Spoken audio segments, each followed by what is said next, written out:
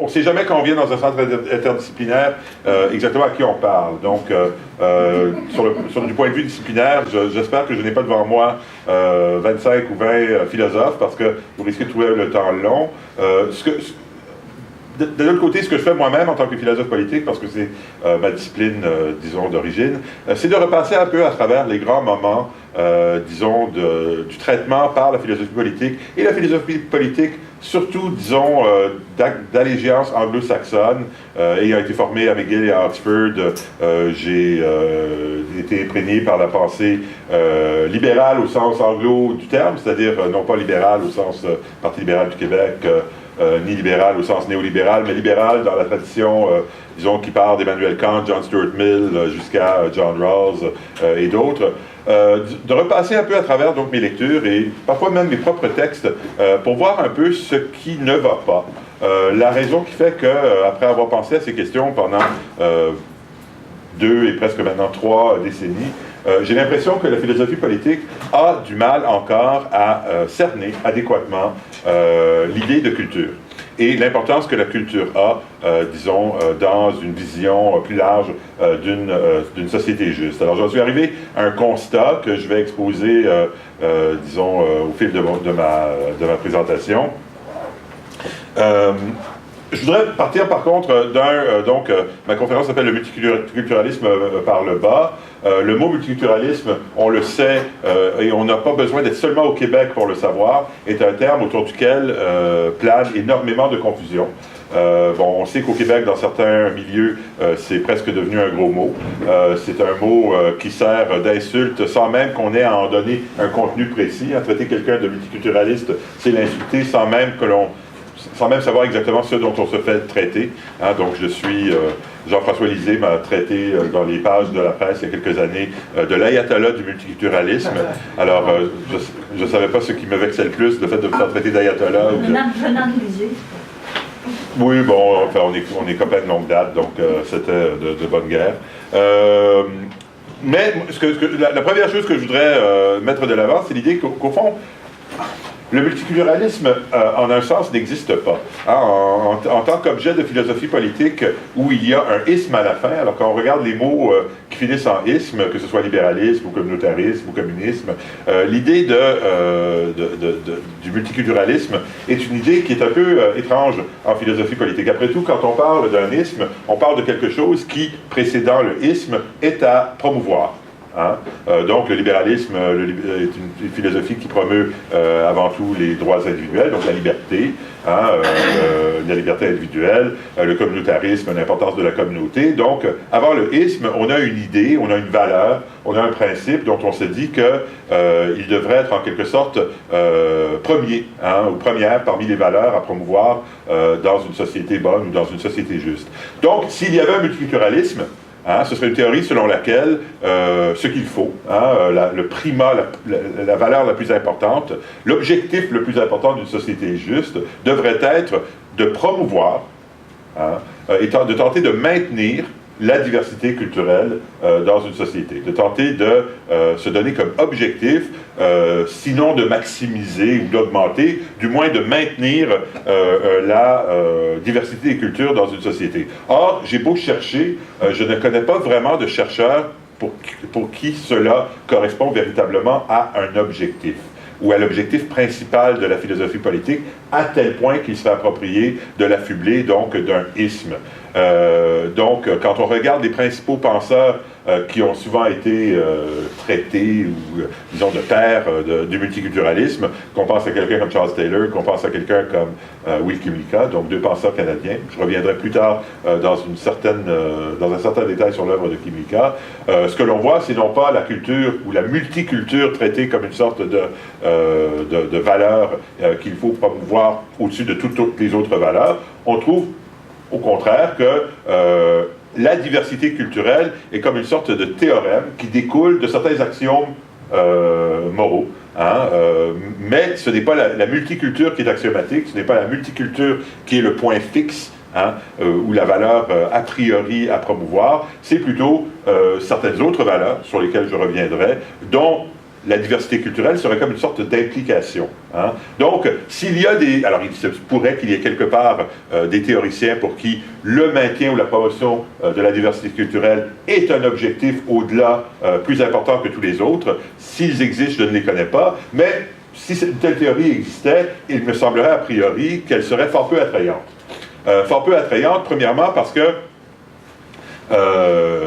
le maintien de la diversité culturelle comme valeur absolue aurait, dans certaines conditions, à être établi parfois même contre les volontés des membres mêmes des cultures. Hein? Donc, si on se donne le maintien de la diversité culturelle comme un objectif, il se pourrait qu'il y ait des situations dans lesquelles on est à contraindre des individus qui, disons, ont envie de changer, de s'adonner à des métissages culturels, en leur disant non, non, on va restreindre votre liberté culturelle parce que la diversité culturelle correspond pour nous à un objectif. Une vision qui serait fort peu attrayante. Il y a une vision du multiculturalisme que les opposants du multiculturalisme utilisent souvent pour caricaturer, pour critiquer le multiculturalisme, qui est une sorte de succession ou de juxtaposition de ghettos, hein, de ghettos culturels, dans lesquels chacun vivrait entièrement enfoui dans sa propre culture, n'ayant aucun ou peu de contact avec les cultures extérieures.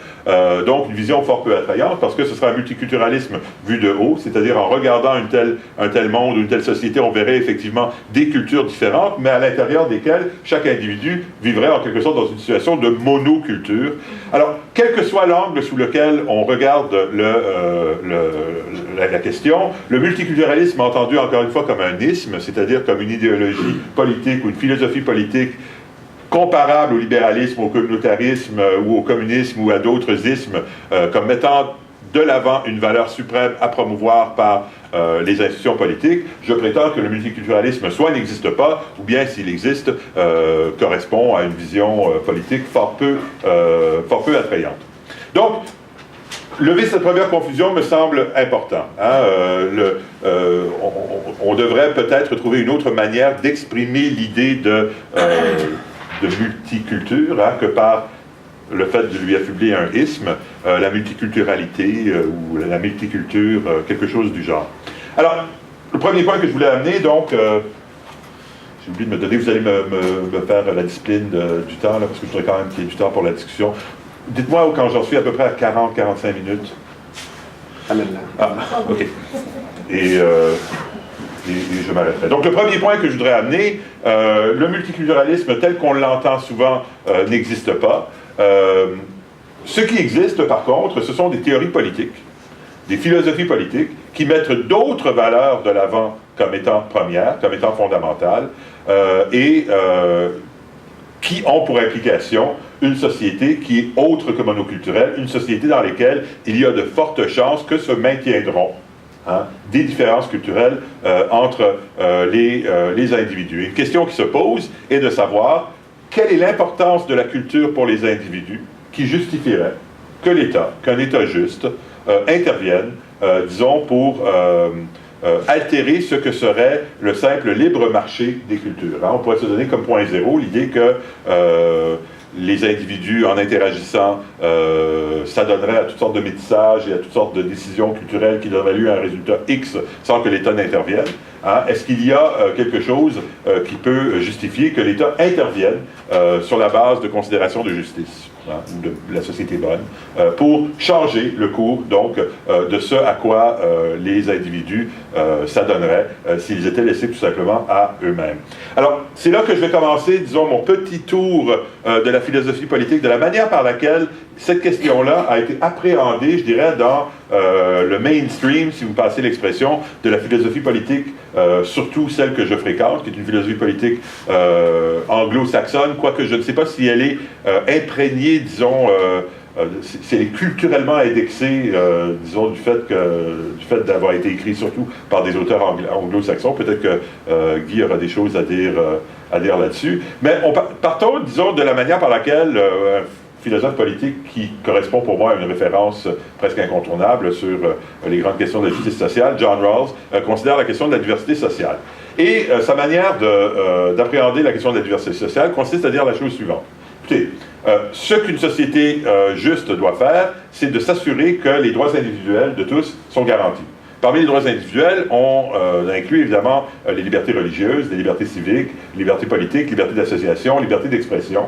Hein. Une société libre est une société dans laquelle les individus, jouissant donc de l'espace que leur donne le fait de disposer de toutes ces libertés civiques et politiques, les individus vont en arriver à des conclusions très différentes sur les conceptions de la vie bonne, sur les gens avec lesquels ils veulent s'associer, et ça va donner lieu à une société qui est hétérogène.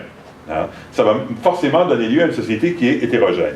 Donner à des gens rationnels, donner à des gens qui réfléchissent aux questions de la vie bonne, qui réfléchissent aux questions religieuses, spirituelles, etc., le droit de s'exprimer, de s'associer, de discuter, de dialoguer à propos de ces questions avec d'autres, et il en résultera une société où les gens en arriveront à des conclusions très différentes sur toutes ces questions et s'associeront avec des gens qui ont peut-être des conclusions apparentées aux leurs. Donc, la liberté et l'hétérogénéité sont presque indissociables. Une société libre sera une société où régnera une certaine hétérogénéité. Cela dit, nous dit Rawls, tant une société libre est une société où les gens vont tendre à s'associer avec des gens avec lesquels ils sentent qu'ils ont des accointances, avec lesquels ils sentent qu'ils ont des atomes crochus, autant cela pour elle, la liberté peut aussi être un acide, peut aussi être un facteur corrosif de formes traditionnelles de vie qui ne sont maintenues peut-être que par la coercition, que par la coutume. Une fois que les gens commencent à y réfléchir, ils se disent non, moi je n'ai plus envie de faire partie de ce groupe. Et il se pourrait, nous dit Rawls, que dans une société libre, certaines formes de vie disparaissent du simple fait des choix libres des individus. Hein? Est-ce que l'État devrait intervenir pour stopper ce processus? Rawls nous dit absolument pas. Hein? La diversité, l'hétérogénéité d'une société doit être le fait des choix librement entrepris par des individus, protégés dans ces choix et dans leurs actions par les libertés, les garanties de droits individuels qui sont reconnues dans nos chartes, etc. Donc, on a une première vision qui nous sert peut-être de point zéro, qui est celle de l'hétérogénéité sociale comme étant tout simplement un phénomène par rapport auquel l'État ne doit avoir ni une attitude positive ni une attitude négative. Encore une fois, la multiculture n'est pas un objectif pour un penseur libéral, c'est quelque chose qui va découler du fait de permettre à des individus rationnels, raisonnables, de discuter, de s'associer, etc. L'État constatera tout simplement l'hétérogénéité qui découlera de cela, imposera peut-être quelque chose comme une condition du tort, les gens qui s'associent autour de formes de vie qui pourraient être délétères pour d'autres, l'État aura la responsabilité d'intervenir au nom des droits de ceux qui seraient affectés de manière délétère par certaines formes de vie, mais au-delà de ça, l'État n'a pas à intervenir dans les choix associatifs, dans les choix culturels que font les gens. Bon, alors, est-ce que tout ça, encore une fois, je disais au tout début que je ne sais pas exactement à qui j'ai affaire, donc est-ce que tout cela est de la... Ça va? Je peux continuer à peu près sur ça? Ok, d'accord. Alors, un moment important, je dirais, dans l'évolution de cette pensée libérale, donc une pensée qui se pose toujours la question... pour que quelque chose soit promu, défendu par l'État contre les choix individuels que les gens pourraient poser, il faut que ces choses que nous défendons aient une importance pour les individus. Hein? S'il y a quelque chose comme une idée métaphysique, morale, qui réunit tous les penseurs qui se disent libéraux, encore une fois au sens que j'ai défini tout à l'heure, faire attention quand on utilise le mot libéral dans un contexte francophone, c'est cette idée que les individus sont ultimement la seule source de valeur morale dans l'univers et que les groupes, les entités collectives n'ont d'importance que dans la mesure où ils ont de l'importance pour les individus qui les constituent. Défendre un groupe contre les intérêts et les droits des individus est quelque chose qui, pour un penseur libéral, relève de l'incohérence. Donc, est-ce qu'il y a des conditions dans lesquelles on peut, d'un point de vue, disons, qui adhère largement à cette vision des choses, néanmoins penser que l'attitude laissez-faire d'un penseur comme John Rawls laisse à désirer? Et c'est là qu'intervient un penseur qui, je dirais, a beaucoup marqué l'évolution du débat sur le multiculturalisme. Utilisons quand même ce mot que j'ai voulu c'est le mot qui nous sert le plus, donc utilisons-le, même si dans un premier temps j'ai voulu montrer à quel point il était problématique. Donc, c'est là qu'intervient un penseur qui, je dirais, depuis presque 30 ans, a marqué, a vraiment défini les termes dans lesquels se pose la question de l'attitude de l'État par rapport à la culture dans la philosophie politique de l'allégeance libérale. Ce penseur canadien, c'est Will Kymlicka. J'utilise pas PowerPoint, je revendique pleinement mon âge et donc je n'ai jamais adhéré à cette technologie, mais si ce nom est étranger pour certains d'entre vous... Vous avez un tableau. Ah ben oui, j'ai un tableau. Il y a une magnifique expression dans les universités anglophones, quand on dit qu'un prof n'utilise pas la technologie, on dit un prof « chalk and talk ». Alors, c'est pas une craie, mais je suis définitivement un professeur chalk and talk. Alors, pour ceux qui ne le connaîtraient pas, Will Kymlicka, donc un penseur canadien qui a fait la plus grande partie de sa carrière à l'Université Queen's en Ontario. Kymlicka va complexifier la vision des choses qui nous est présentée par Rawls en faisant un constat qui est au fond très simple, très élégant et quand il est présenté comme je le ferai, assez intuitif, assez plausible à première vue. Il va dire la chose suivante. Écoutez, un penseur libéral, c'est quelqu'un qui va accorder un certain primat moral à l'individu. Hein, à l'individu et à la capacité qu'a l'individu de se donner lui-même sa propre conception de la vie bonne. Hein, donc, on remonte à des penseurs comme John Stuart Mill, hein, l'individu qui serait en quelque sorte l'artisan de sa propre vie et par rapport auquel l'État a la responsabilité de lui donner du moins l'espace à l'intérieur duquel il peut essayer de se constituer sa propre conception de la vie bonne. Une de mes expressions préférées de la pensée classique libérale, c'est celle de John Stuart Mill. Il faut que l'on permette aux gens suffisamment d'espace pour qu'ils puissent se livrer à des experiments in living, des expériences de vie. Hein, la vie comme une sorte d'expérimentation, évidemment, ça demande un certain espace, certaine liberté, ça demande que l'opprobre que certains pourraient imposer à des manières de vivre qui seraient, disons, minoritaires, qui ne pourraient ne pas conformer aux normes de la majorité, faudrait protéger les gens non seulement contre les volontés politiques de ces gens-là, mais même contre l'opinion, hein, l'opinion qui pourrait faire de sorte que certaines formes de vie pourraient être plus difficilement envisageables que d'autres. Alors, ce que dit Kymlicka, au fond, c'est, écoutez, ce qu'on défend, c'est la capacité individuelle de choisir, de faire des choix. Hein, c'est ça qui est important. Mais, et c'est là que Kymlicka va complexifier la vision de Rawls, on ne fait pas de choix dans une sorte de vide culturel. Hein? Nos appartenances culturelles, les groupes auxquels nous appartenons, nous présentent quelque chose comme des répertoires à l'intérieur desquels nous pouvons façonner nos schèmes de vie, nos manières de voir, de concevoir notre propre vie. L'expression utilisée par Kymlicka, c'est que nos cultures nous fournissent des contextes de choix. Hein, des contextes de choix. Si vous, donc, l'argumentation continue, si vous pensez qu'il est important de promouvoir les conditions dans lesquelles les individus vont être en mesure, donc, de façonner leur propre conception de la vie bonne, il faut bien sûr que vous protégiez leur liberté, très bien, mais il faut également que vous protégiez leur contexte de choix. Si les contextes de choix dans lesquels les gens se trouvent s'érodent, hein, se trouvent corrompus par toutes sortes de forces extérieures, y compris, et là, c'est là où la théorie de Kymlicka devient donc une théorie de la protection des droits des minorités, des droits minoritaires, par le rouleau compresseur que les majorités peuvent représenter pour les minorités, ben, vous n'avez fait qu'une moitié du travail. Protéger les droits individuels, c'est une chose, mais il faut également protéger les contextes dans lesquels les droits individuels vont s'exercer. Pour quelqu'un qui fait partie d'une majorité culturelle, hein, pour un anglophone en Amérique du Nord, pour un Allemand en Allemagne, continuez avec vos propres exemples préférés, la garantie du maintien du contexte de choix ne pose pas problème. Il se fait automatiquement.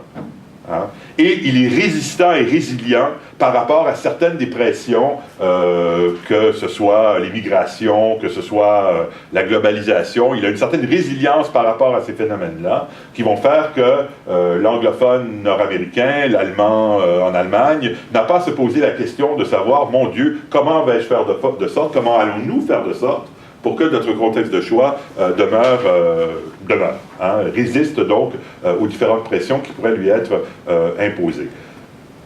Cela ne va pas de soi pour les cultures minoritaires. Cela ne va pas de soi pour les cultures minoritaires, qui sont beaucoup plus vulnérables par rapport à différents types de phénomènes, hein, que ce soit l'immigration, que ce soit l'impact de la culture globale, etc. Et donc, si l'on pense qu'il est important de maintenir pour les gens leur contexte de choix, dans le contexte de culture minoritaire, il est important, et il est important pour le libéral, qui a à cœur de promouvoir les conditions du choix individuel, de concevoir certaines protections collectives. Hein? On est bien placé pour le savoir ici au Québec. Hein? La culture québécoise, la langue québécoise ne se maintiendra pas dans un statut, dans une situation de libre choix absolu. Je pense que c'est un consensus auquel nous en sommes arrivés dans notre société. Et donc, il est justifiable et peut-être même impératif pour quelqu'un qui a à cœur de promouvoir les conditions du choix individuel, de concevoir et des protections collectives. D'accord? Donc, la théorie libérale va donner lieu à une certaine vision de la multiculture, hein, à partir de ses axiomes premiers, promouvoir les conditions de choix de l'individu. Cela implique de ne pas permettre au rouleau compresseur linguistique et culturel que pourraient représenter les grandes cultures dans le monde d'aujourd'hui, la culture anglophone mondialisée, etc., de ne pas permettre à ce rouleau compresseur d'homogénéiser le paysage culturel. Bon. Alors,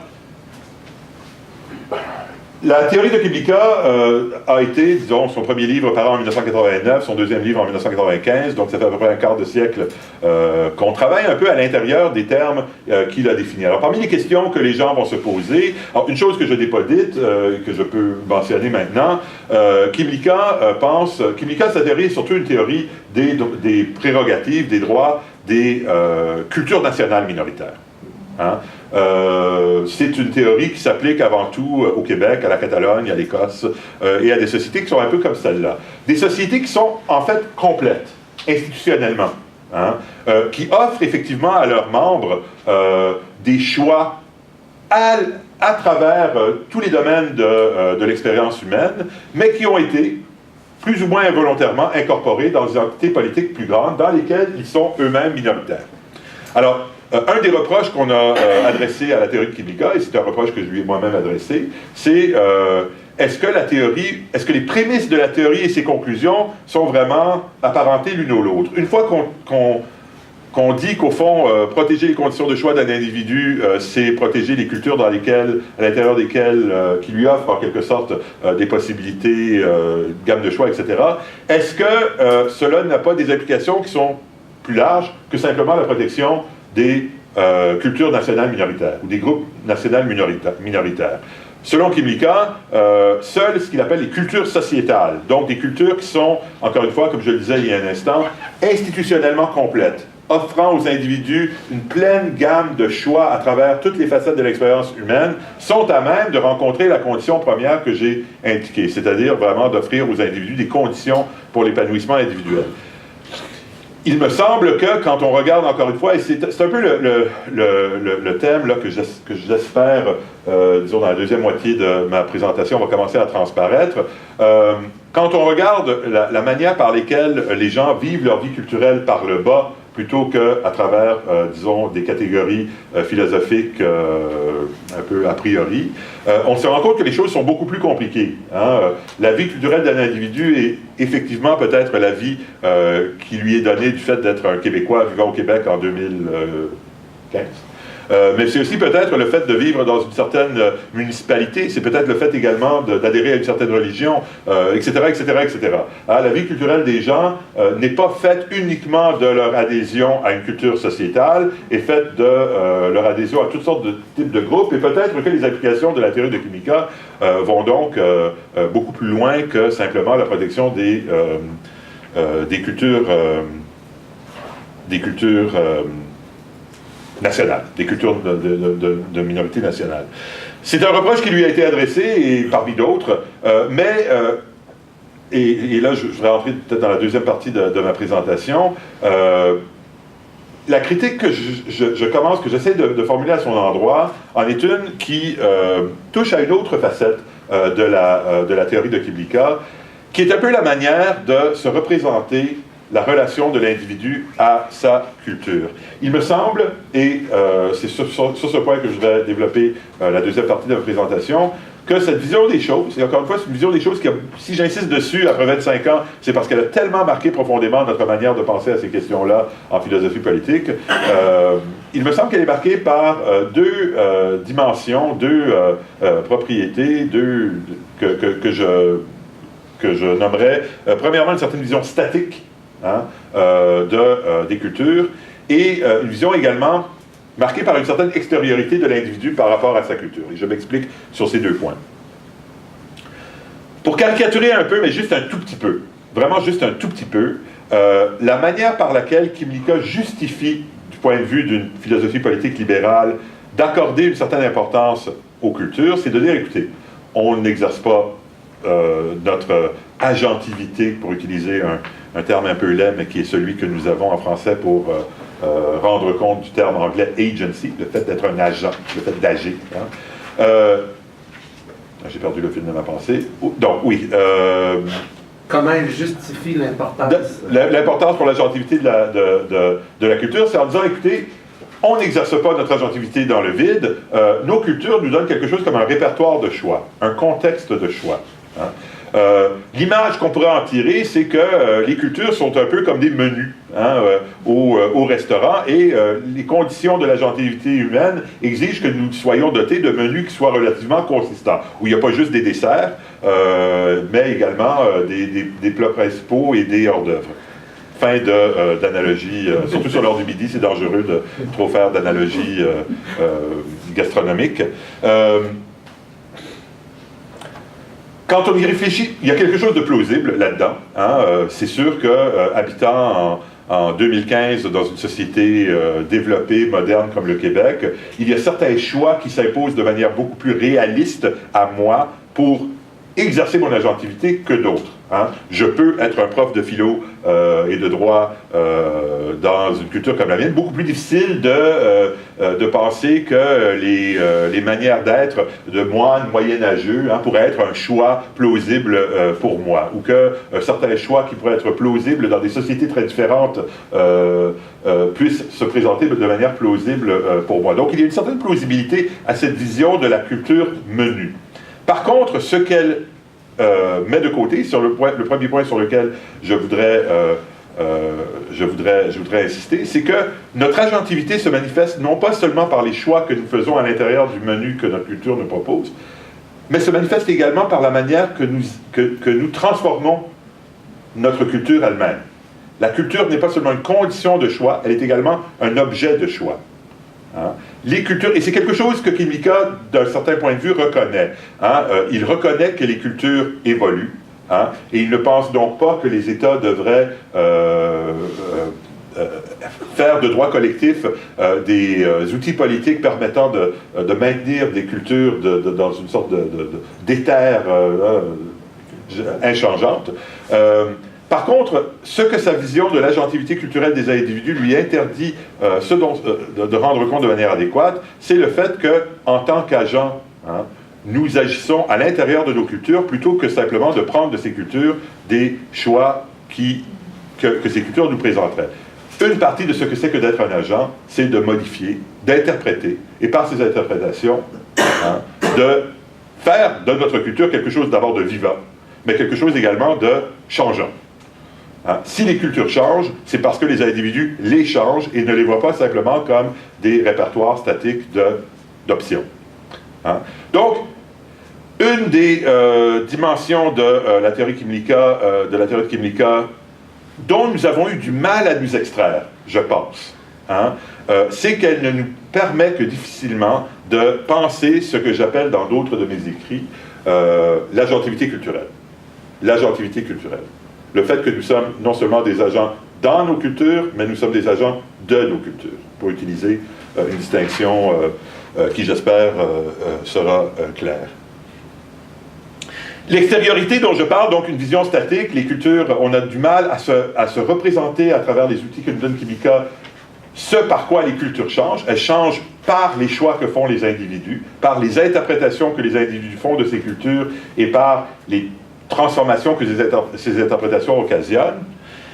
Une autre dimension, et c'est peut-être au fond la même chose que de parler du caractère statique et de parler du caractère extérieur, la vision de la culture comme un simple répertoire de choix représente la culture comme étant quelque chose un peu d'extérieur à moi. Je suis un agent, et à partir de mon agentivité, je sélectionne les options qui me sont présentées, plutôt que de voir la culture comme quelque chose qui conditionne mon agentivité, qui fait de moi le type d'agent que je suis. Il me semble, encore une fois, quand on lit, quand on met de côté nos livres de philo, puis qu'on se met à lire de l'ethnographie et de l'anthropologie, chose que j'ai commencé à faire davantage pour des raisons que je vais indiquer dans un instant ces dernières années, on se rend compte que cette vision extérieure de la culture et de l'agentivité pose problème. Hein, pose problème. Nous ne sommes pas des agents qui choisissons des systèmes culturels, nous sommes des agents fortement formés par nos cultures. Alors, il me semble que cette vision un peu statique et extériorisante de la relation entre l'individu et la culture nous interdit d'appréhender à leur juste valeur certains phénomènes et certains débats que nous avons eus dans la société québécoise et ailleurs me semblent difformés, me semblent mal constitués du fait d'adhérer implicitement à cette vision des choses. Je vais vous donner un exemple qui nous ramènera peut-être un peu, tout ce que je vous raconte est peut-être un peu abstrait, ramenons-le un peu sur Terre en utilisant un exemple qui continue de nous occuper ici au Québec. Pensons au débat sur le voile. Hein, pensons au débat sur le voile islamique. Une autre implication d'une théorie comme celle de Kymlicka consiste à dire la chose suivante. Certains d'entre vous qui me suivez encore, j'espère que vous me suivez tous à peu près encore, pourriez me dire, écoutez, comment est-ce que Kymlicka répondrait à quelque chose comme l'objection suivante?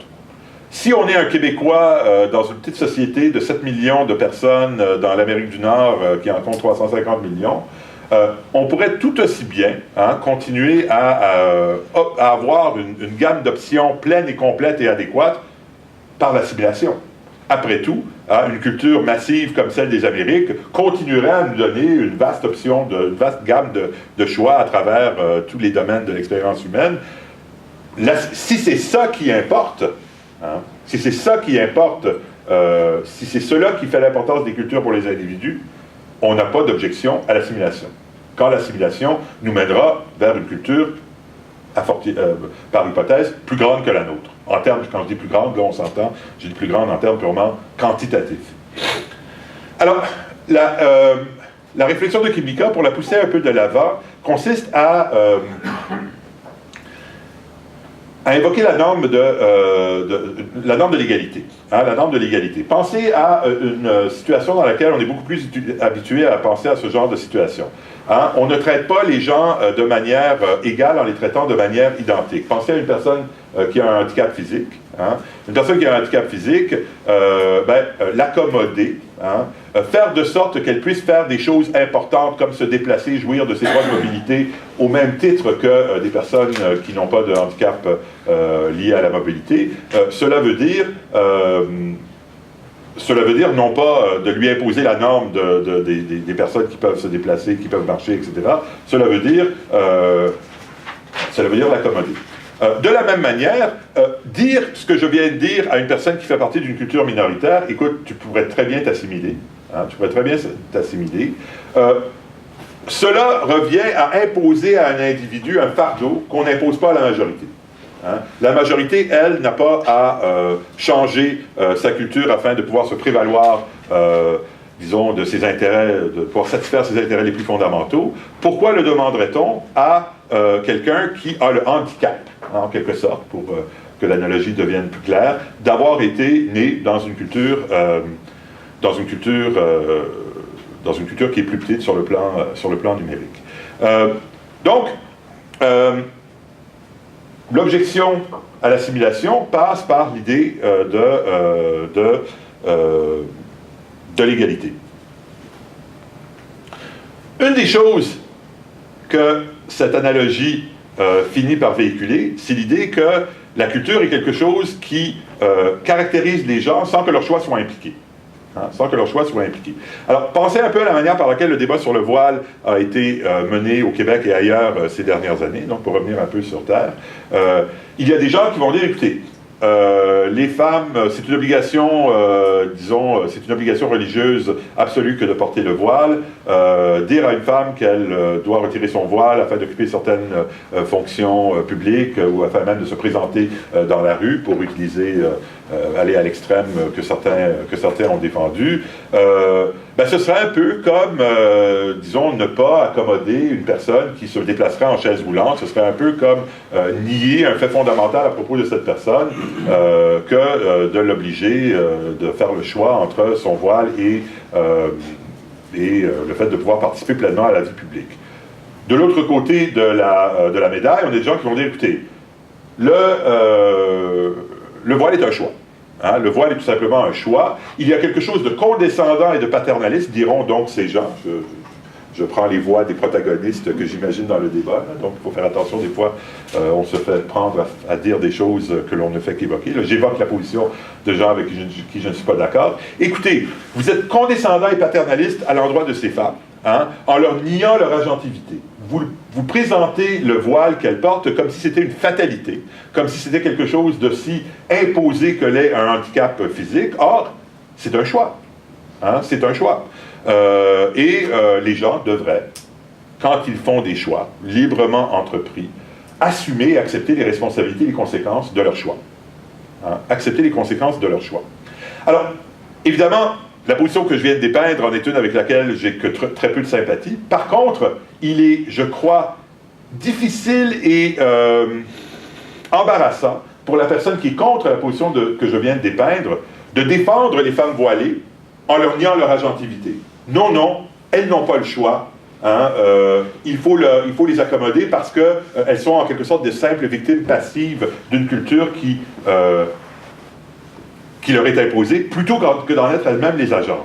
Or, quand on commence à regarder un peu l'ethnographie du voile, hein, et qu'on se met à lire des gens comme ma collègue Valérie Amiro à l'Université de Montréal ou d'autres qui se sont donné le mal d'aller parler, hein, à des femmes qui portent le voile, on se rend compte que le plus souvent, en Amérique du Nord, hein, quand on regarde des femmes dans des pays occidentaux, hein, le voile correspond non pas à une fatalité, hein, le voile correspond à un choix d'interpréter la culture de certaines manières. Alors, qu'est-ce qu'on entend quand on lit les travaux de Valérie, quand on lit les travaux d'autres chercheurs ethnographiques qui ont cherché de comprendre le choix que les femmes faisaient de porter le voile? On entend toutes sortes de choses. On entend par exemple des jeunes filles dire « c'est ma manière de me révolter contre mes parents ». Hein, qui ont été trop loin, à mon avis, dans la direction de l'abnégation par rapport à notre culture d'origine. On entend des choses parfois beaucoup plus subtiles et nuancées. Écoutez, je suis une féministe à l'intérieur de ma culture. Hein. J'essaye de faire des choses, de faire de sorte que ma culture évolue de l'intérieur, mais une condition de ce que je sois pris au sérieux comme une interlocutrice dans ma culture, c'est de ne pas en rejeter de manière complète tous les signes et tous les symboles. Michael Walzer, un philosophe que Guy et moi avons tous les deux fréquenté à notre époque, avait eu cette belle phrase à un moment du critique interne. Internal critic. Hein? Le critique interne, c'est quelqu'un qui va critiquer une culture, une pensée de l'intérieur. Hein? Il ne s'agit pas donc d'avoir par rapport à cette culture une attitude de surplomb, de la rejeter du revers de la main, hein? Mais plutôt de prendre position à l'intérieur d'elle afin d'utiliser les valeurs qui leur sont intérieures pour pointer du doigt certaines choses qui n'ont pas d'allure. Hein? Alors, on trouve, quand on parle aux femmes voilées, non pas un simple libre choix, disons, qui pourrait aller d'un côté comme de l'autre, non pas non plus une fatalité, c'est comme si le voile était une sorte de handicap, on voit des choix stratégiques, hein, qui font preuve de l'agentivité culturelle des femmes. Hein? Je reviens à ce que je disais tout à l'heure. Une des manières par lesquelles nous nous manifestons comme agents dans le monde, ce n'est pas simplement en traitant nos cultures comme des espèces de menus nous présentant des options de vie, c'est également en interprétant, en réinterprétant, parfois de manière subversive, la culture elle-même, hein? Comme une manière de nous l'approprier et de la faire évoluer. J'ai passé un certain temps sur le débat sur le voile pour rendre mon propos un peu abstrait, un peu plus concret. Mais le point théorique que je voulais amener en utilisant cet exemple consiste à dire que cette position mitoyenne entre, d'une part, la culture comme handicap qui nous est imposée par la fatalité et, d'autre part, la culture comme simple choix que l'on peut faire de manière libre, comme je peux décider de prendre ou non un café, il y a une option mitoyenne qui me semble être celle qui, sur le plan ethnographique, est la plus plausible, qui est celle de l'agentivité culturelle. Hein, voir notre culture non pas comme quelque chose qui nous est imposé, ni comme quelque chose par rapport auquel on peut avoir des attitudes purement subjectives et volontaristes, mais comme une sorte de matériel par lequel nous travaillons notre agentivité et de ce fait par lequel nous travaillons les cultures elles-mêmes. Alors, j'ai dit que je voulais m'arrêter au bout d'à peu près 45-50 minutes, donc à moins que la montre de Guy n'avance de manière... Guy, est-ce que ta montre fonctionne à peu près correctement?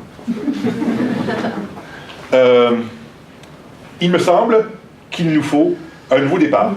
Un nouveau départ qui représente la relation entre l'individu et la culture d'une manière un peu différente, d'une manière qui accepte un peu donc l'idée que la relation culture-agentivité doit être pensée un peu de la manière que je viens de le faire. Comment procéder? Comment procéder? Je voudrais peut-être terminer dans les dernières 5 ou 6 minutes que je prendrai avant de passer à la discussion.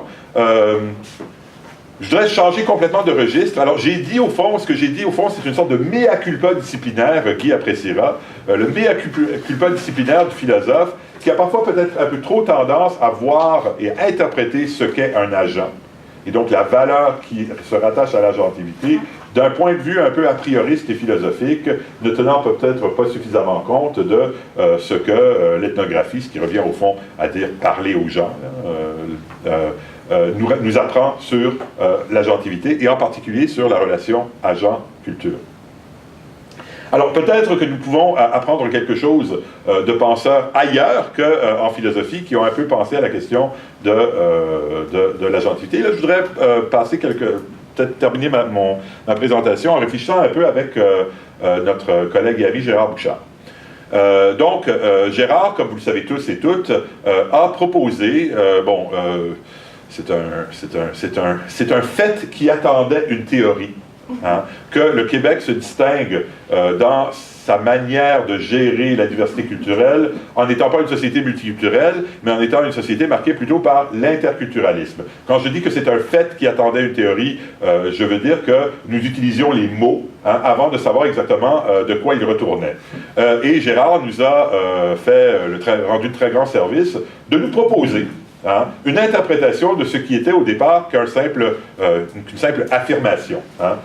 Qu'une simple affirmation que certains pluralistes québécois utilisaient parce que d'un côté, ils aiment bien la diversité culturelle, d'un autre côté, se faire taxer de multiculturalistes canadiens dans le climat politique québécois actuel, c'est se faire reléguer au banc des personnes qui sont parlables, et donc l'interculturalisme, ça va-tu? Oui, ça va aller. Mais on n'avait pas vraiment de théorie de l'interculturalisme. Et Gérard nous en a proposé une, d'abord dans ses travaux à la commission Bouchard-Taylor, et de manière beaucoup plus complète et exhaustive dans les essais, et ultimement dans le livre qu'il a produit il y a à peu près 2 ans sur l'interculturalisme. Alors, le livre est un ouvrage de sociologue. C'est quelqu'un, Gérard est un sociologue, et en tant que sociologue, c'est quelqu'un qui appréhende dans un premier temps la question de la diversité culturelle et des relations entre les minorités culturelles et les majorités par le bas. Hein, encore une fois, pour reprendre le thème de mon exposé, plutôt que par une sorte de surplomb théorique. Mais je dois relever une ambiguïté dans... je ne sais pas si tous ont lu le livre de Gérard. Alors, le livre de Gérard, essentiellement, consiste à dire que la différence, en étant extrêmement rapide avec un livre qui a énormément de nuances et énormément de subtilité, le livre de Gérard consiste à dire la chose suivante. Le multiculturalisme, alors, je pense qu'il travaille avec une vision très caricaturale du multiculturalisme canadien, mais essentiellement l'idée est que le multiculturalisme cautionne le cloisonnement. Cautionne le cloisonnement entre les cultures, alors que l'interculturalisme, lui, est une théorie qui constate que, de fait, dans une société libre, les cultures vont avoir tendance à s'interpénétrer, hein, et à se modifier du fait de leur contact. La culture majoritaire comme la culture minoritaire, comme les cultures minoritaires. Hein. Sociologiquement, il est impossible d'imaginer une société à peu près décente, là, à peu près libre, dans laquelle le contact entre les gens n'est pas porteur de changements de ces cultures. Et parfois des changements qui sont...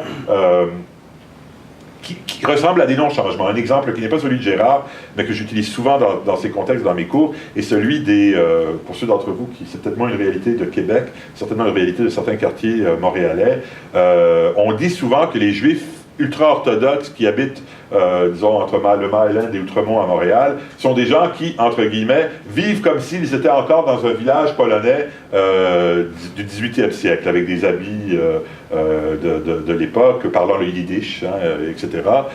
Et moi, ce que je dis aux gens, c'est, écoutez, là, si vous voulez voir des vraies figures de la modernité, ce sont ces gens-là. Le fait qu'ils vivent en plein cœur, hein, d'un des plus grands centres urbains du Canada, qu'ils sont entourés par des hipsters d'un côté, des bourgeois d'Outremont de l'autre, des immigrants portugais de l'autre, ça n'a pas échappé à leur attention. Hein. Ils ont des yeux et des oreilles et ils en sont conscients.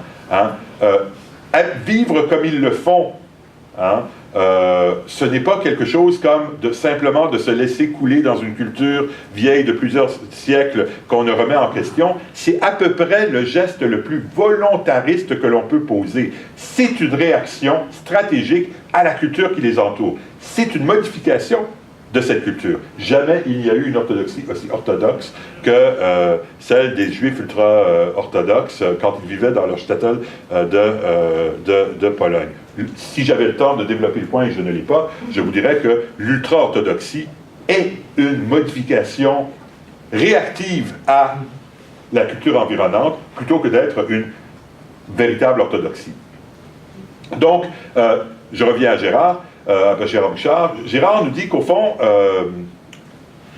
l'interculturalisme, qu'est-ce que c'est? C'est l'acceptation du fait que, premièrement, les cultures, en interagissant, vont se modifier les unes les autres, et que dans une culture où il y a, alors, sociologue, il nous dépeint toutes sortes de cas de figure possibles de minorité-majorité, hein, de rapport minoritaire-majoritaire.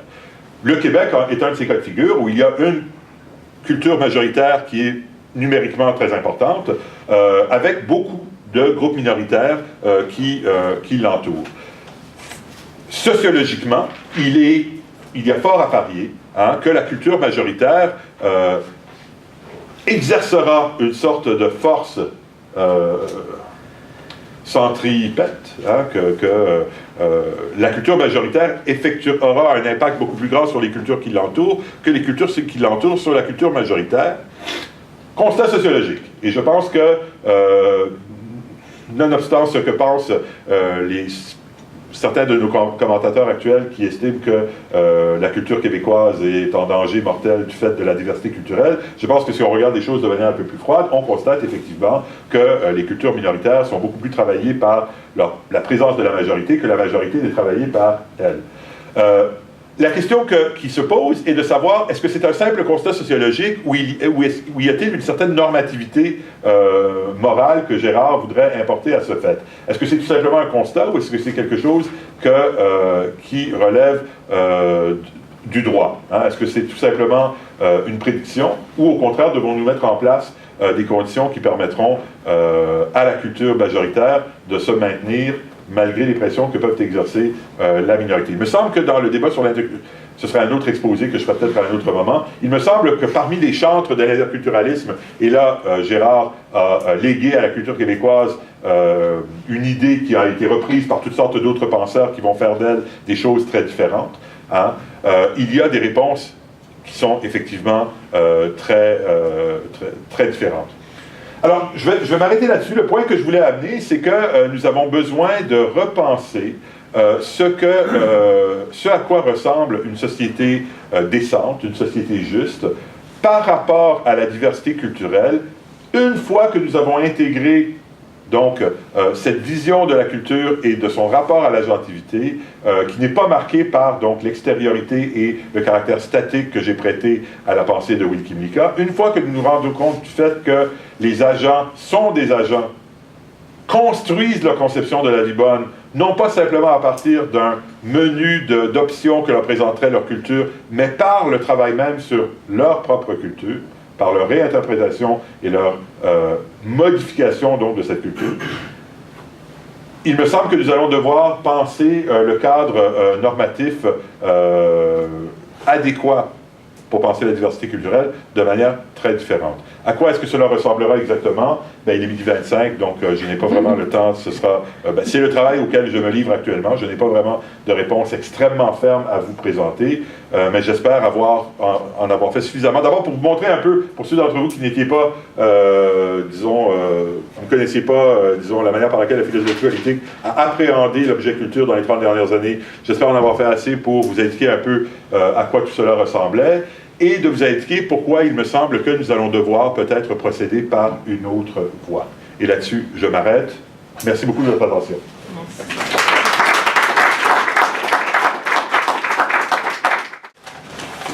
Avant même d'écouter Daniel Ouachita, je me posais des questions à propos du titre. Parce que pour moi, il était très clair que Daniel, c'est le multiculturalisme par le haut. Ça l'a été, oui. Pas au sens que tu as indiqué, c'est-à-dire, là, je commence par les compliments, pas au sens de l'abstraction de la philosophie loin du terrain, mais au sens de l'ambition éthique, de l'ambition normative, c'est-à-dire d'intégrer ça dans un cadre de réflexion libéral pluraliste, dans le respect des interlocuteurs, et donc, parmi l'ensemble des théoriciens qui travaillent sur le multiculturalisme, il me semble très clair que Daniel Ouachita, c'est bien sûr le multiculturalisme par le haut. Mais le contenu de la présentation d'aujourd'hui, le multiculturalisme par le bas, donc ma manière de procéder, ça a été d'écouter Daniel, de ne pas préorganiser un commentaire avant, mais de structurer le commentaire à partir de la présentation qui a été faite. Et donc, il y a peut-être une idée de fond dans mon commentaire à laquelle je vais essayer de mettre un peu de chair.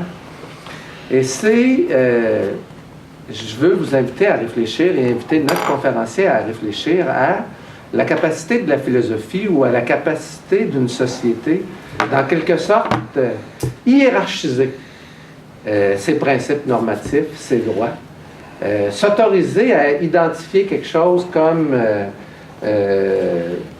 des valeurs suprêmes, des valeurs absolues. Donc, mon point, ça va être d'essayer de confronter Daniel avec certains glissements dans son propos même et dans la tradition philosophique qu'il représente. Tradition qui, à certains égards, à certains moments, n'est pas capable de résister à la tentation d'imposer une certaine hiérarchie des normes, hiérarchie des droits, hiérarchie des valeurs. Donc, commençons de cette manière-là. Vous avez vu quand Daniel, au départ, dans son exposé, s'est posé la question, est-ce qu'on peut parler d'un isme qui serait le multiculturalisme, semblable à d'autres ismes? Il a bien insisté, nous en serions capables s'il y avait des gens qui, de manière cohérente, se réclamaient de l'idée, ce sont ces termes de la diversité ou du multiisme comme valeur suprême ou valeur absolue. Or, pour moi, si on renonce à l'idée de valeur suprême, de valeur absolue, de de possibilité même d'une hiérarchie normative a priori. Il me semble que c'est à l'idée même de valeur absolue, de valeur suprême qu'on devrait renoncer. Mais il y a des libéralismes, dont celui de Rawls, qui ont de la difficulté à renoncer à l'idée d'une hiérarchie semblable. Kymlicka est aussi un des héritiers de Rawls de ce point de vue-là. Et j'aimerais montrer, avec un exemple très concret, tiré de la société québécoise, que ça peut amener des problèmes à ce libéralisme-là. Donc, Daniel a commencé avec John Rawls.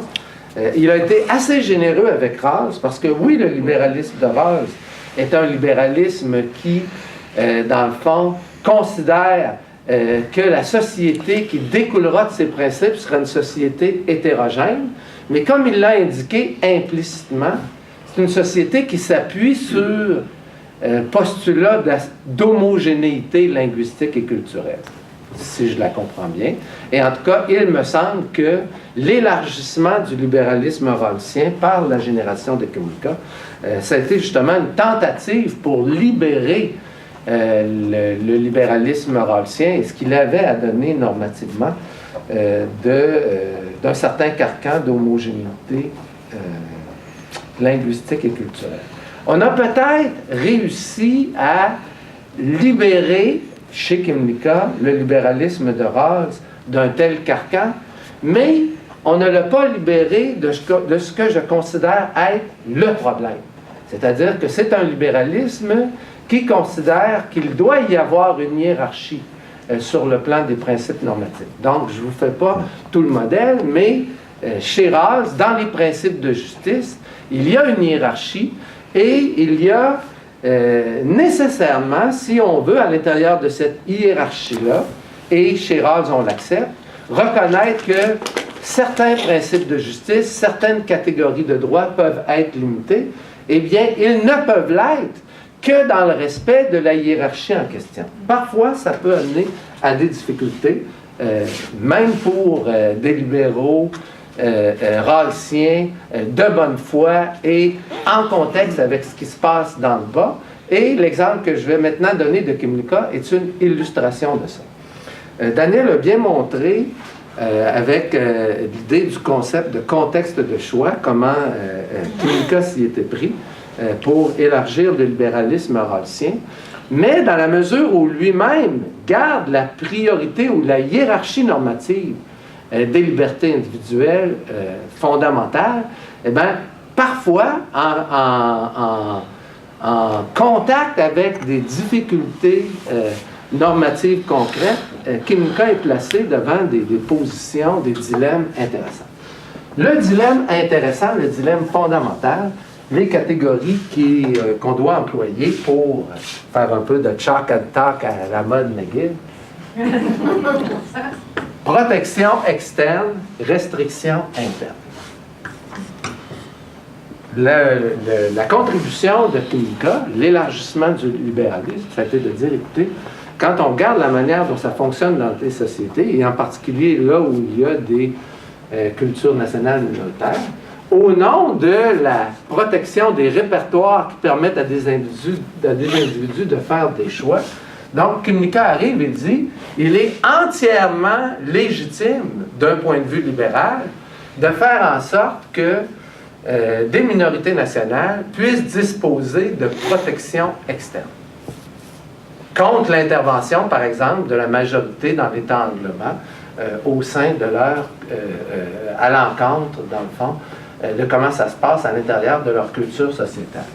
Cependant, Kymlicka change d'attitude quand vient le temps des restrictions internes que des cultures sociétales pourraient mettre à l'intérieur de la capacité des choix des individus, des citoyens au sein de la culture sociétale en question. Prenons un exemple très précis, très concret de ce que Kymlicka reconnaît lui-même comme étant une restriction interne.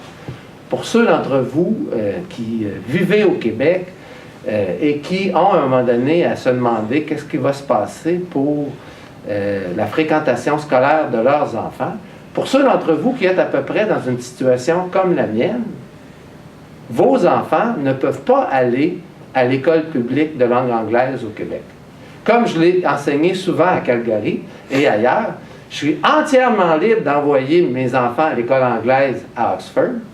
Je suis entièrement libre de payer 25 000 $ pour que mes enfants aient à l'école anglaise à Montréal, mais, merci, mais je ne peux pas envoyer mes enfants à l'école anglaise subventionnée au Québec. Cela, ça s'appelle une restriction interne.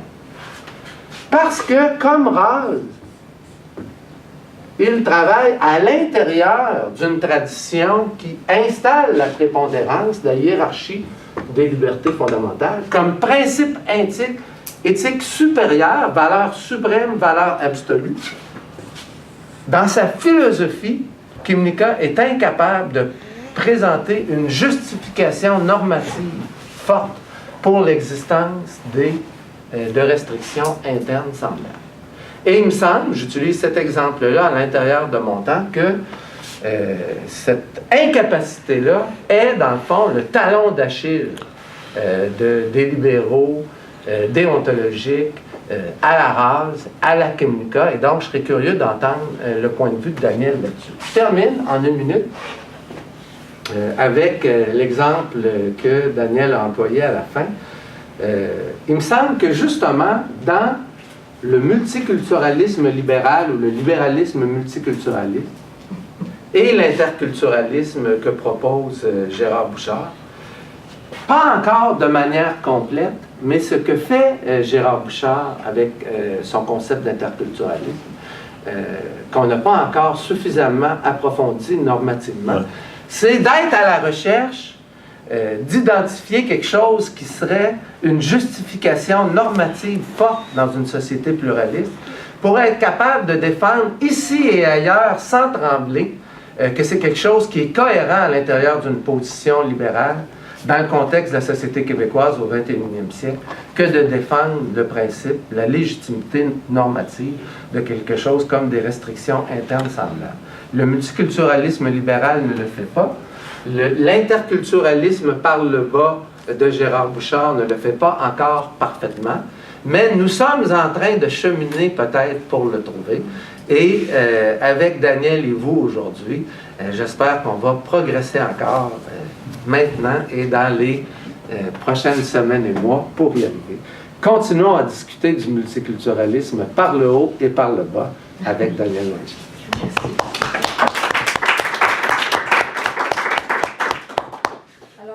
Peut-être 30 secondes, parce que je serais très curieux d'avoir les... oui, sur la question de... Alors, la distinction que Guy a présentée entre restrictions externes et entre protection externe et restriction interne est effectivement importante, et c'est un des points sur lesquels Kimmika patine beaucoup. Il y a un petit texte de Kimmika dans lequel, en fait, il défend les restrictions internes en matière scolaire, mais en les transformant en protection externe. Il dit essentiellement, écoutez, l'anglais, au fond, le rouleau compresseur de l'anglais en Amérique du Nord et dans le monde de plus en plus, c'est quelque chose qui nous vient de l'extérieur. Et donc, de dire à des gens à l'intérieur qu'ils ne peuvent envoyer leurs enfants qu'à l'école française, à moins que les conditions qu'on connaît, c'est en fait une restriction externe. Il me semble que, effectivement, c'est une manière de sauver les apparences, parce que je pense que dans ses intuitions profondes, oui, il est quelqu'un qui veut que les Québécois puissent continuer à vivre en français, mais tu as raison, que son propre cadre normatif lui impose de faire énormément de patinage artistique pour y arriver. Le point plus important sur lequel, c'est pas un point sur lequel, mais parlons-en quand même, il y a deux manières, il me semble, de justifier il y a plusieurs manières de les justifier, mais il y a deux manières qui pourraient être audibles dans un cadre très largement libéral. Il y en a un qui est peut-être pas suffisamment mis de l'avant. Il y a une manière de justifier, peut-être qu'ultimement, ce sont plus des questions de rhétorique et de stratégie que de justification philosophique profonde. Une manière de défendre nos lois linguistiques consiste à dire « nous devons nous protéger de vous ». Hein? Vous êtes, pas vous là, votre français me fait penser que vous êtes un danger. Hein? On est bien content de vous avoir ici. Hein? Vous êtes bien gentil, mais on veut quand même se protéger de vous. Une autre manière de le faire consiste à dire que la capacité des gens qui vivent au Québec, quelles que soient leurs origines, de pouvoir participer à la construction, la reconstruction et la re-reconstruction d'une culture québécoise moderne en mutation constante passe par la nécessité de pouvoir maîtriser son principal outil de construction qui est sa langue. Hein? Et donc, il me semble que c'est une manière, du moins sur le plan de la rhétorique plus, disons, inclusive, de justifier une loi linguistique, consiste à dire que ça nous prend un outillage commun pour construire quelque chose de commun. Je crois qu'il y a peut-être plus que simplement un argument de simple rhétorique. Je pense qu'il y a quelque chose de plus fondamental à justifier les restrictions scolaires par la voie de ce qu'elles représentent de commun, plutôt que par la voie du danger. Mais je ne voudrais pas abuser de mon temps. Parfaitement d'accord avec l'idée que il nous va falloir continuer à réfléchir à continuer l'approfondissement de l'idée de l'interculturalisme qui n'en est pour l'instant qu'à, ses balbutiements. Si on prend le livre de Gérard comme étant, disons, quand on regarde tous les développements qui ont été issus d'un livre comme celui de Kymlicka ou d'un livre de Rawls, par rapport au livre de Gérard, on n'en est qu'au tout début. Là, et je pense qu'il mérite au Québec que nous nous y attardions encore davantage. Alors, j'inviterai l'assistance à pouvoir poursuivre cet échange, poser des questions, intervenir. On a été interpellé sur plusieurs points, beaucoup de questions. Oui, il y avait deux mains qui sont levées dans ce coin-ci avant la mienne. Avant? Oui. Laquelle était la première? La première était à Péloise. Vous allez tous passer, je suis sûr. Excusez-moi. Merci Daniel, c'est toujours un plaisir de t'entendre. J'ai eu le plaisir de t'entendre à McGill, on avait collaboré, enfin on était ensemble sur un même panel il y a longtemps. Moi, je serais très intéressé de t'entendre un petit peu plus sur la question de l'agentivité culturelle, parce que c'est une notion qui m'interpelle beaucoup en ce moment justement au Québec. Et dans un article que j'ai publié il y a quelques mois, je propose plus la notion de subjectivation culturelle. Ouais. Donc cette idée non pas de subjectivation, mais l'émergence d'un sujet individuel, mais d'un sujet justement culturel. Mais cette idée de subjectivation culturelle n'est venue non pas en lisant Rawls ou Kymlicka ou Weinstock, mais plus en lisant un philosophe que tu connais probablement mieux que moi, parce que je ne suis pas philosophe, quelqu'un comme Hans-Georg Gadamer et sa notion de tradition et d'autorité. Et je trouve qu'il avait amené, il a beaucoup travaillé ces idées-là, en modalité et méthode, où l'autorité, la véritable autorité, c'est cette autorité qui n'a pas besoin du monde autoritaire pour s'imposer. Il ne parle pas de culture, il parle de tradition, c'est là où vient ma question. Que la tradition a une autorité qui est légitime, et que cette autorité est véritable et légitime parce qu'elle n'a pas besoin de moyens répressifs, qu'elle n'a pas besoin d'un mode autoritaire pour s'imposer, qu'elle s'impose d'elle-même et qu'elle s'impose parce que le sujet est libre de puiser ce qu'il veut dans cette tradition-là. Et pas seulement ça, comme dirait Ricard, c'est la tradition ne vit que par la grâce de l'interprétation. Et c'est donc cette interprétation qui fait que le sujet est un sujet, parce qu'en interprétant la tradition, non seulement il y puise le sens et des guides pour l'action dont il a besoin, mais c'est grâce au sujet que la tradition est vivante. Et donc, ma question, dans la façon dont tu utilises la notion de culture, et par moment, même si je sens que tu es assez éloigné de tes amis probablement, mais j'ai l'impression qu'il y a une proximité conceptuelle entre la notion de culture et de tradition. Est-ce que je me trompe? Non, certainement, il y a des auteurs... non, j'ai pas d'a priori. D'ailleurs, Chuck serait très heureux d'entendre cette question, hein, lui qui a tenté de nous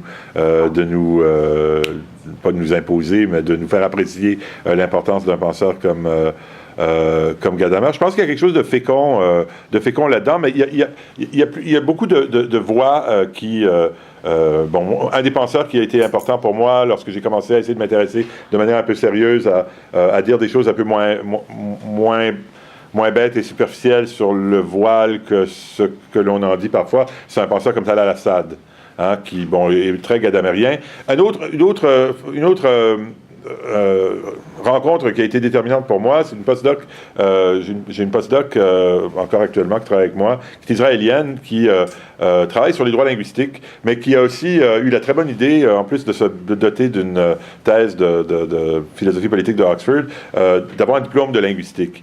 Et très gentiment, ce qu'elle m'a dit, c'est, écoute, vous savez, vous les philosophes, là, vous avez absolument, quand vous parlez de droit linguistique, vous parlez d'un objet que vous ne comprenez absolument pas. Hein? Encore une fois, on a une vision, un peu comme l'agriculture, on a une vision des langues comme étant un peu là, des boîtes noires. On ne sait pas trop ce qui se passe dedans, mais on essaye de défendre le périmètre, sans savoir trop ce qui se passe à l'intérieur. Et elle m'a beaucoup...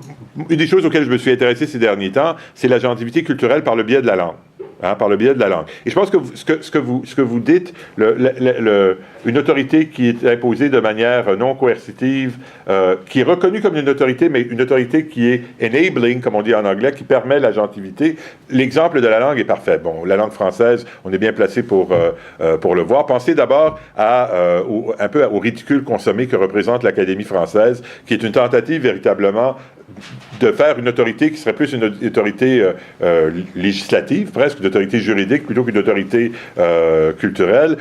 Bon, tout le monde s'en moque un peu, là, quand l'Académie française dit que la bonne utilisation de tel mot, c'est X, bon, on opine du bonnet, puis on continue à faire un peu ce qu'on continue à faire. La créativité linguistique des humains est quelque chose sur lequel je pense que les philosophes auraient intérêt à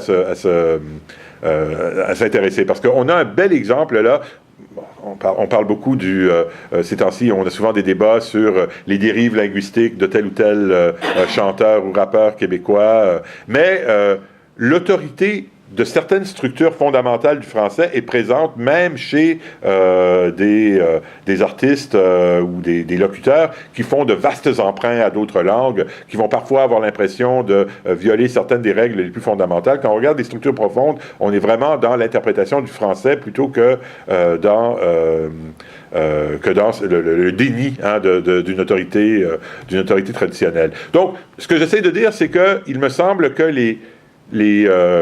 les signes, hein, de cette idée, ou les développements théoriques qui permettent de penser cette idée d'agentivité culturelle, elles sont présentes chez un auteur comme Gadamer, elles sont présentes chez quelqu'un comme Tal al-Assad, mais elle est également présente chez des chercheurs, disons, dans des disciplines plus empiriques, qui ont tenté d'observer par le bas la manière par laquelle l'agentivité des humains est quelque chose qui est rendu possible plutôt que quelque chose qui est mis en danger par cette espèce d'autorité non coercitive de la culture, qui est à la fois quelque chose qui contraint, mais qui, en contraignant, permet l'agentivité parce qu'elle lui donne un objet. J'ai encore un peu moi-même du mal à exprimer l'idée, mais je rejoins... L'émergence d'un sujet libre qui peut agir sur cette même tradition, sur cette même autorité. Oui, oui.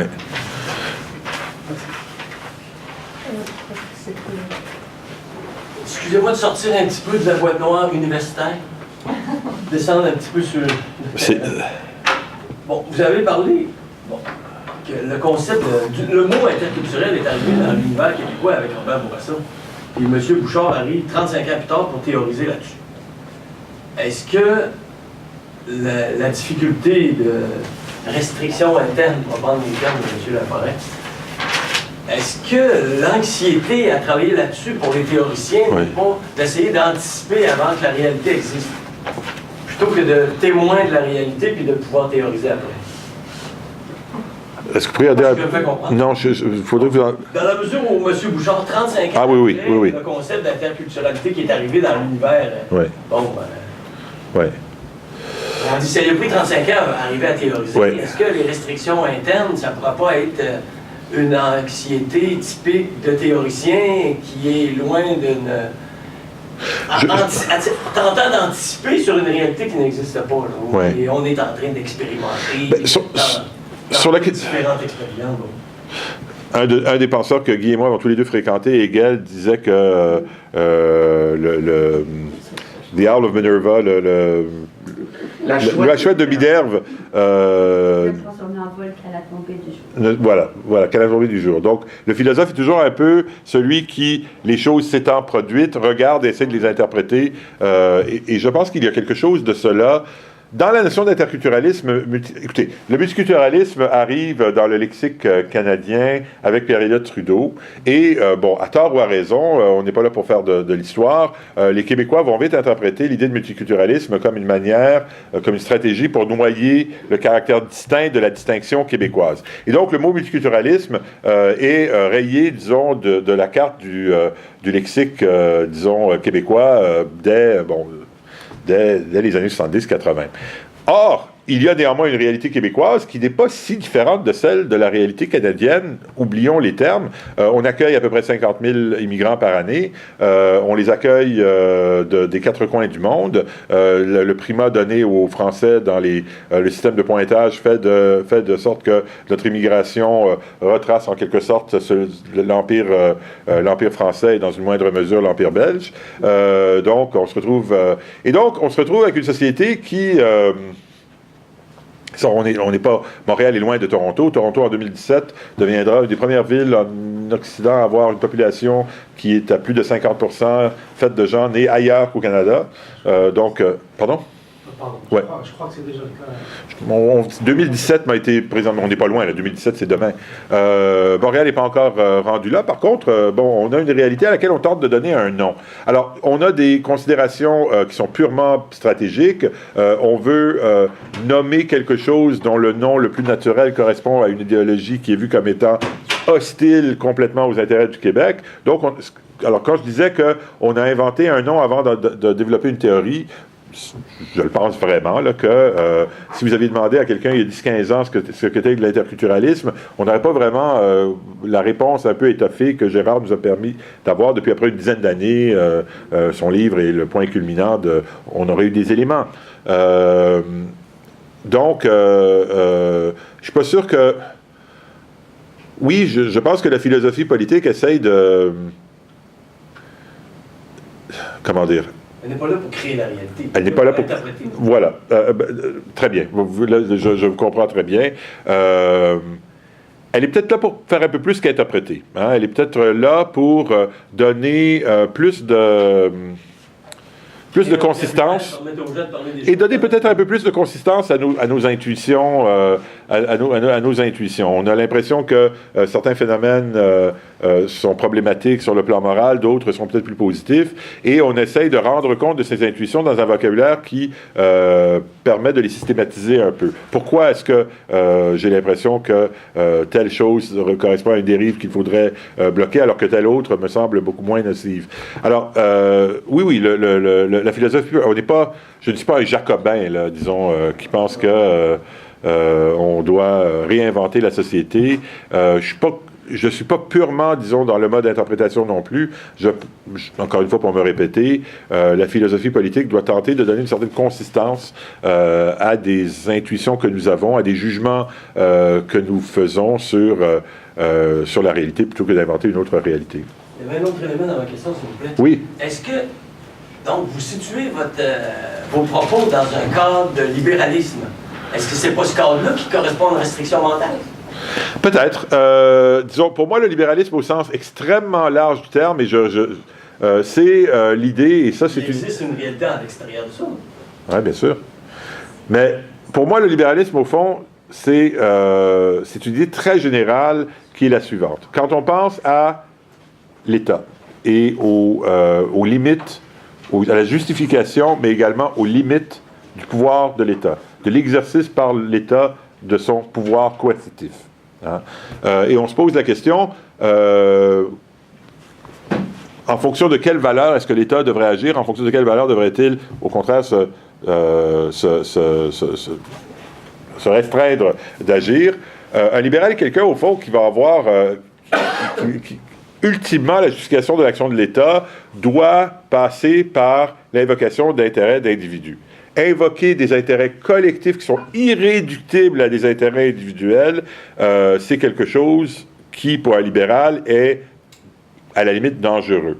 Alors, est-ce que c'est une limitation? Peut-être. Hein, peut-être. Et je pense que si on poussait très fort sur, disons, au Québec, parmi les nationalistes québécois, je pense qu'on trouverait vraiment, beaucoup de nationalistes dont, qui diraient, oui, le nationalisme est important, pas parce que la nation québécoise a une importance qui transcende les intérêts de ses membres, mais parce que les Québécois les Québécois individuels ont des intérêts qui sont mal servis par l'organisation actuelle du fédéralisme canadien. D'autres qui vont peut-être donner une importance transcendante, une importance irréductible aux individus, à la nation avec un N majuscule. Pour moi, au fond, disons, dans une dernière analyse, utiliser le terme libéral dans son acception la plus large, c'est de dire que même le nationaliste catégorie 1 est un libéral. C'est quelqu'un qui va, dans une ultime analyse, justifier l'action de l'État par les intérêts des individus. C'est pas une restriction mentale au sens où je suis capable d'entendre ceux qui pensent qu'on devrait pouvoir justifier l'action de l'État. Avec l'appui de 60% de la population comme Evo Morales. Il n'est plus un libéraliste, mais il y a 60% de la population derrière lui. Qui ça? Donc c'est légitime. Donc on parle de qui? Evo Morales. Ah. En Bolivie. Il y a l'appui de 60% de sa population, mais l'intervention de l'État pour lui, ça ne se situe pas dans une perspective libérale. Effectivement. Mais est-ce que 60% de la population, ça ne légitime pas son action? Ben, encore une fois, il y a une idée qui est très importante, c'est le libéralisme, c'est pas le majoritarisme. Hein, c'est pas l'idée que ce que la majorité veut, elle peut l'avoir. C'est pour ça que j'appelle le libéralisme une restriction mentale. On va peut-être passer à une autre question pour assurer que la prise de parole soit la plus équilibrée possible. En fait, une question et une petite précision. Vous avez placé votre présentation ici dans le cadre de la philosophie politique. Oui. Et l'objectif, si j'ai bien compris, pour vous, c'est de trouver des critères qui répondent à la nécessité d'une société juste. La société juste elle-même doit être de différentes façons. Mais le débat sur le multiculturalisme etc. se pose aussi dans la vie de tous les jours, dans le hic et nunc pour les politiciens et les politiciennes qui sont dans le quotidien. Ouais. Et j'ai l'impression que pour eux, ce débat répond à des exigences différentes. C'est-à-dire qu'idéalement, j'imagine, ils aimeraient bien pouvoir trouver une réponse qui apporte une société juste. Mais dans l'immédiat, je crois qu'ils veulent d'abord trouver une société en paix. Et parfois de façon très cynique, ils essaient aussi d'instrumentaliser le débat. Ouais. Là, je pense à la victoire de la CAQ ou de la DQ en 2008, je pense à la charte des valeurs du québécois. Et comment est-ce que vous voyez l'articulation du débat sur ces trois notions dans le débat politique actuel, qui se situe aussi, j'ai l'impression, pas seulement dans la protection plus tellement dans la protection d'une culture nationale par rapport au fédéralisme canadien, mais dans la protection de cette culture nationale face à des minorités culturelles qui sont vues, pour des raisons que moi j'arrive pas très bien à comprendre, comme menaçantes. Et alors juste la précision que je vous demandais, c'est, vous avez parlé aussi du républicanisme dans la présentation. Juste à quoi ça correspondait, la culture par handicap ou par... Bon, pour la première question, c'est une excellente question, et je suis entièrement d'accord avec vous que on peut identifier, disons, trois types de postures. Il y a la posture qui est la mienne, qui est celle d'un philosophe politique qui essaie de penser. Quand j'utilise le mot juste, c'est un terme très large. Hein. On pourrait également la société bonne, décente, convenable. Pensons à quelque chose comme un idéal. Un idéal qui n'est pas une utopie, on n'est pas dans le jacobinisme là, mais disons, avec les gens qu'on a maintenant, comment est-ce qu'on peut façonner une société qui est à peu près respectueuse de tous ses membres? Ça, c'est le registre du philosophe qui, j'espère, n'est pas complètement étrangère à celle du politique. À l'autre extrême, il y a, disons, je dirais, le politique stratégique qui va se dire, ma foi, je peux susciter de la peur. La peur, c'est gagnant sur le plan politique, hein, et on le voit un peu à travers la loi C-51 à Ottawa, hein, disons, qui va construire une peur et qui va ensuite tabler dessus. Qui va construire une peur de l'humiliation parfois. Hein. Vous ne le saviez pas avant que je ne vous le dise, mais les minorités vous prennent pour le dindon de la farce. Vous êtes en train de vous faire avoir comme des... Personne n'aime se faire dire qu'il se fait avoir. Et à force de se faire dire, on va se dire, peut-être qu'ils ont raison, peut-être que je suis en train de me faire avoir. ça, je pense qu'il y a quelque chose, et bon, c'est la critique que j'ai faite pendant des mois, disons, de la stratégie, de la stratégie de Drainville, de la stratégie du Parti québécois de la dernière élection, c'est de créer une peur, et ensuite de donner une manière de répondre à cette peur. Hein, donc bon, il y a quelque part entre les deux le politicien intègre qui se dit, ma foi, on vit dans un monde dans lequel cette peur a peut-être été créée. Hein, il est trop tard pour, on a beau dans des séminaires de philosophie dire elle n'a pas lieu d'être, elle a été surfaite, elle est basée sur des préjugés, etc. On se retrouve dans une situation où la paix sociale exige que nous tenions compte de cette peur comme une sorte de paramètre. Hein, comme une sorte de paramètre. Et donc là, j'ai décrit trois postures. Le premier élément de réponse à votre question, c'est de bien distinguer ces trois postures. La seconde me semble moralement odieuse. La troisième, celle que je viens de dépeindre, le politicien, c'est quelqu'un qui n'a pas le luxe de baser ses interventions purement sur, disons, des idéaux. Et donc, je crois que le travail du politicien a un côté pédagogique. Hein. Le politicien doit, je crois, faire l'inverse que de créer des fausses peurs, mais disons de dire les choses comme elles sont, quelles que soient les implications électoralistes de cela. Cela dit, peut-il complètement... Je réfléchis à voix haute, là, donc c'est pour ça que je tourne un peu en queue de poisson.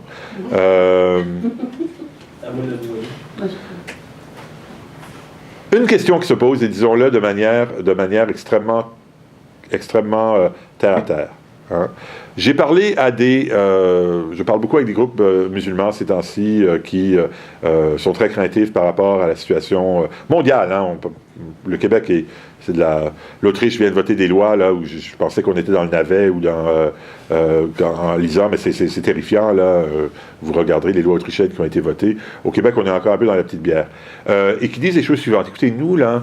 Et j'ai entendu à une certaine époque la même chose venant de groupes gays au moment où on avait le débat sur le mariage gay.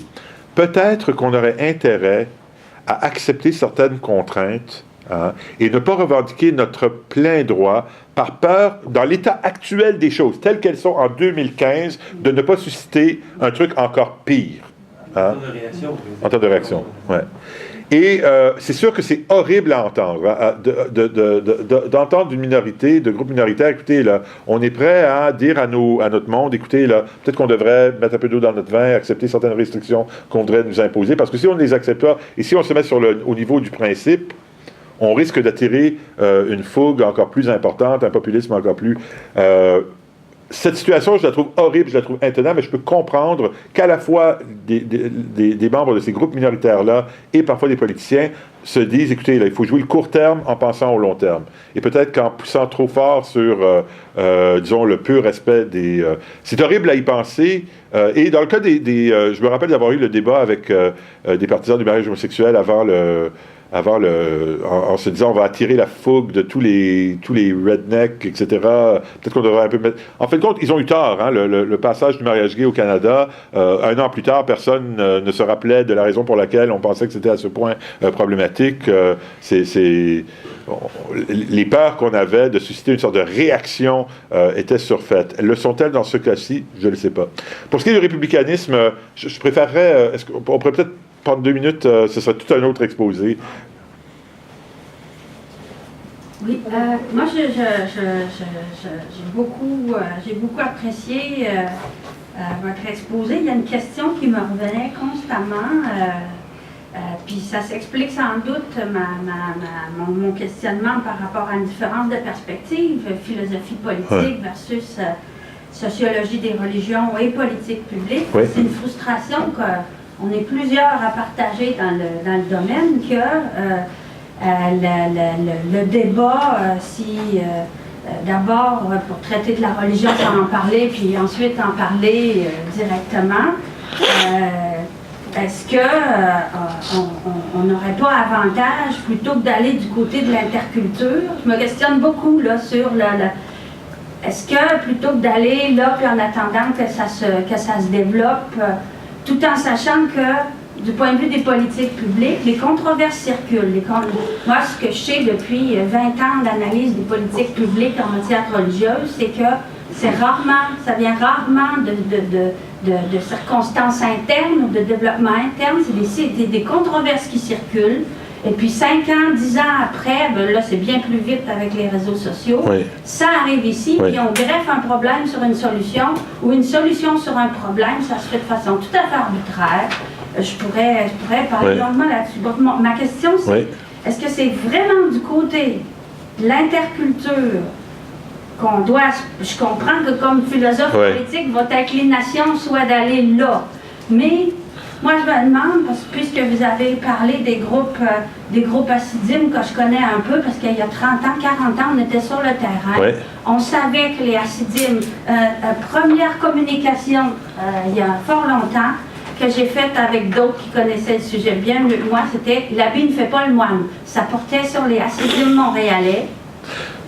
Beau titre de communication sur les hassidim. Oui, puis c'était en 83, puis on savait que Oui, oui. le Rebbe, il était à New York, là. Ouais, C'était ouais. pas le Shtetl. À Brooklyn, en oui, tout à fait. Oui. Bon. Et ça, il y a tout, on fait l'impasse, le débat public fait l'impasse sur toute une sociologie politique Oui. et des politiques publiques en matière religieuse depuis 40, 50 ans, des choses qu'on sait depuis très longtemps sur la diversité religieuse Oui. faite par le bas. Il y a la question qui se pose, donc pourquoi aller de ce côté-là, du côté de l'interculture, Oui. surtout étant question de religion, parce que déjà, et là, nos collègues anthropologues, sociologues nous diraient société, culture, société, religion, c'est pas la même chose non plus. Puis ça peut amener à des sacrées dérives, surtout quand du côté de ce que je comprends des esquisses de Bouchard, c'est une espèce de status politique des cultures, là. C'est Oui. des cultures majoritaires, des cultures Ouais, minoritaires. ouais. Mais ce que sont les cultures dans les faits culturels, là, c'est pas un spécialiste des faits culturels, il n'a jamais été, là, c'est plutôt de la socio-histoire, plutôt quelque chose de Ouais. très surplombant aussi. Ouais. Donc, j'aimerais vous entendre là-dessus, là.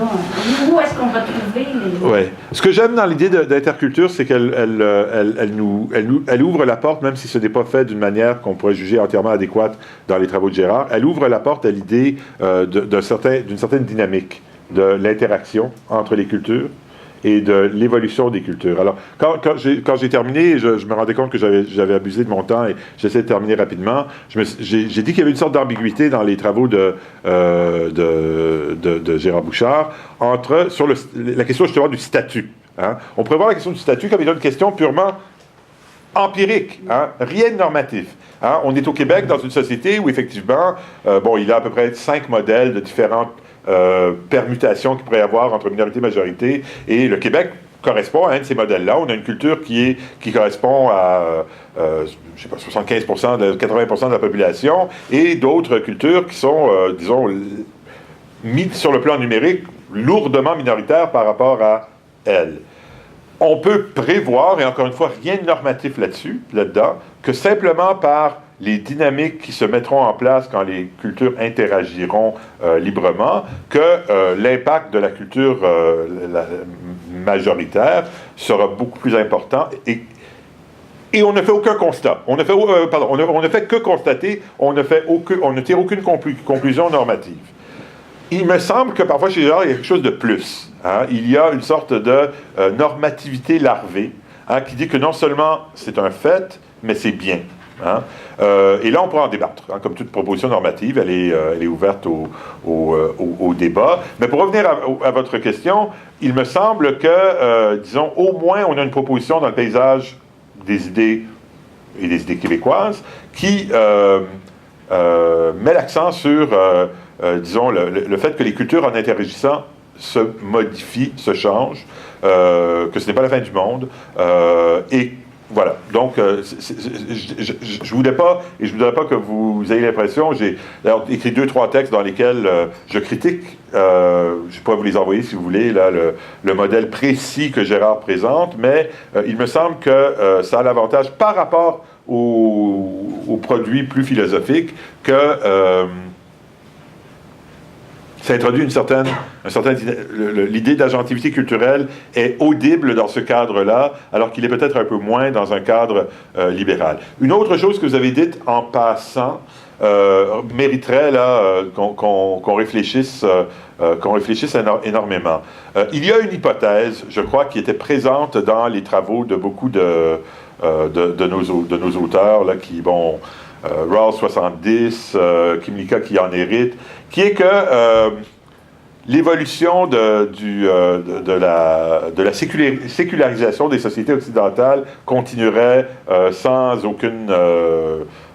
obstacle, hein, que la privatisation de la religion serait quelque chose qui continuerait, et que donc placez-vous dans un contexte des années 70 au Canada. Hein. Pourquoi est-ce que le multiculturalisme naît? Bon, peut-être qu'il y avait donc une intention machiavélienne de la part de Trudeau de noyer le caractère distinct du Québec, mais il y avait essentiellement la commission Laurando-Dalton qui avait parlé des deux cultures. Il y avait des Ukrainiens puis des Polonais extrêmement politiquement organisés dans les prairies qui se sont dit « et nous ». Hein? Et donc, on invente l'idée de multiculturalisme. Bon, c'est un peu potted history, là, comme on dit en anglais. Mais ce sont les groupes ethno-culturels qui sont religieux seulement dans un 2e, 3e, 4e ou 5e temps, qui s'agitent un peu et font naître cette idée du Canada comme une société multiculturelle.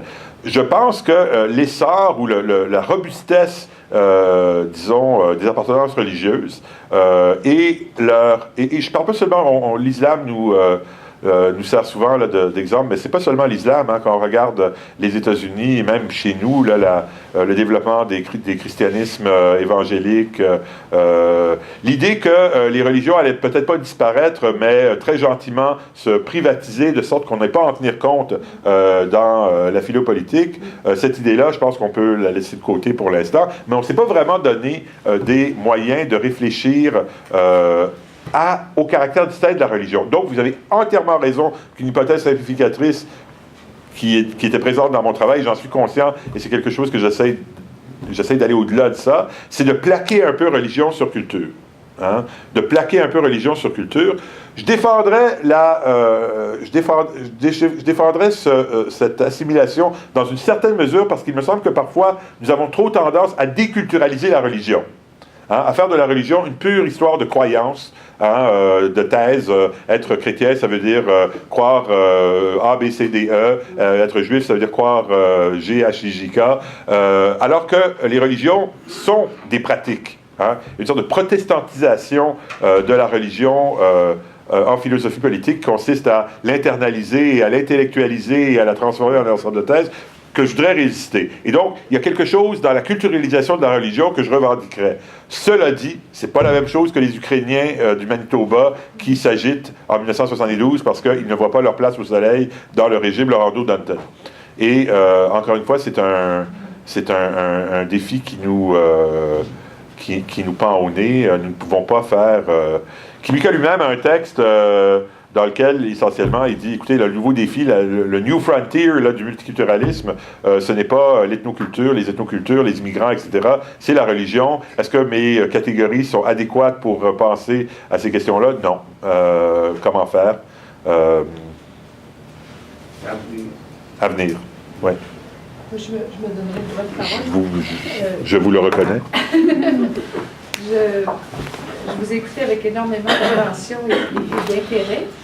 Et donc, je fais un retour sur le colloque qu'on a vécu au mois de novembre, avec une interrogation qui était la nôtre, c'est-à-dire d'ouvrir la notion de diversité et peut-être justement de voir cette notion de... Bon, vous venez d'aborder ce lien étroit, je comprends bien, entre culture et religion.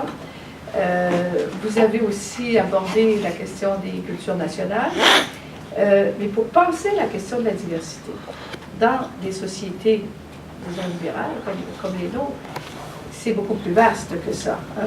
Et là, je pense même à diversité culturelle en sortant du cadre ethnoculturel qui s'impose pour toutes les raisons qu'on peut discuter. Est-ce que dans la pensée qui est la vôtre, il y a de l'espace? Hein? Vous avez utilisé le terme forme de vie qui nous attire toujours énormément pour travailler, je dirais, de l'intérieur cette idée de culture, en pensant aussi que les sujets qui sont la travaillent par leur agentivité le font de diverses manières, pas nécessairement seulement dans des cadres de grande tradition, par exemple, et viennent enrichir la société. Alors, comment vous réfléchissez à ces questions-là? Donc tout à fait, et encore une fois, c'est dans une brève intervention, et en reprenant un peu les termes, je suis tout à fait d'accord avec vous que un des débats que j'ai eu moi-même avec Will concernait... Bon, alors je fais partie des gens qui lui ont reproché l'inadéquation entre son cadre normatif, au fond, permettre aux gens d'avoir les conditions qui... d'accorder aux gens les conditions qui leur permettront d'être des agents à plein titre. Hein. Quand on parle de cette ambition normative fondamentale et qu'on se retrouve en fin d'argumentaire à ne défendre au fond que... pas que ce soit négligeable, mais à de défendre au fond que le droit des Catalans, des Québécois, des Écossais à une certaine part d'autodétermination à l'intérieur d'espaces fédéraux, il y a quelque chose il y a une réduction qui s'est opérée. Bon, j'ai parlé beaucoup, disons, du fait que dans une société comme le Canada, on ne peut pas reléguer aussi facilement au banc de la théorie les importants groupes immigrants qui se sont constitués. Mais j'ai parlé également par exemple, de minorités sexuelles, de minorités d'orientation sexuelle qui commencent à prendre la forme de culture. On sait à quel point la concentration, à une certaine époque, peut-être moins aujourd'hui en Amérique du Nord, mais à une certaine époque, la concentration géographique était importante pour, disons, permettre une sorte d'émergence d'une confiance et d'un self-awareness d'une communauté gay. Hein. On a vu ça dans à peu près toutes les grandes métropoles et même moins que métropoles du monde, qu'une certaine concentration géographique. Et donc, la création d'une sorte de culture était une condition de possibilité de l'émergence d'un mode de vie. Donc, moi, pour ma part, je trouve que cela ne fait pas du tout... que ça fait partie des choses dont il faut parler.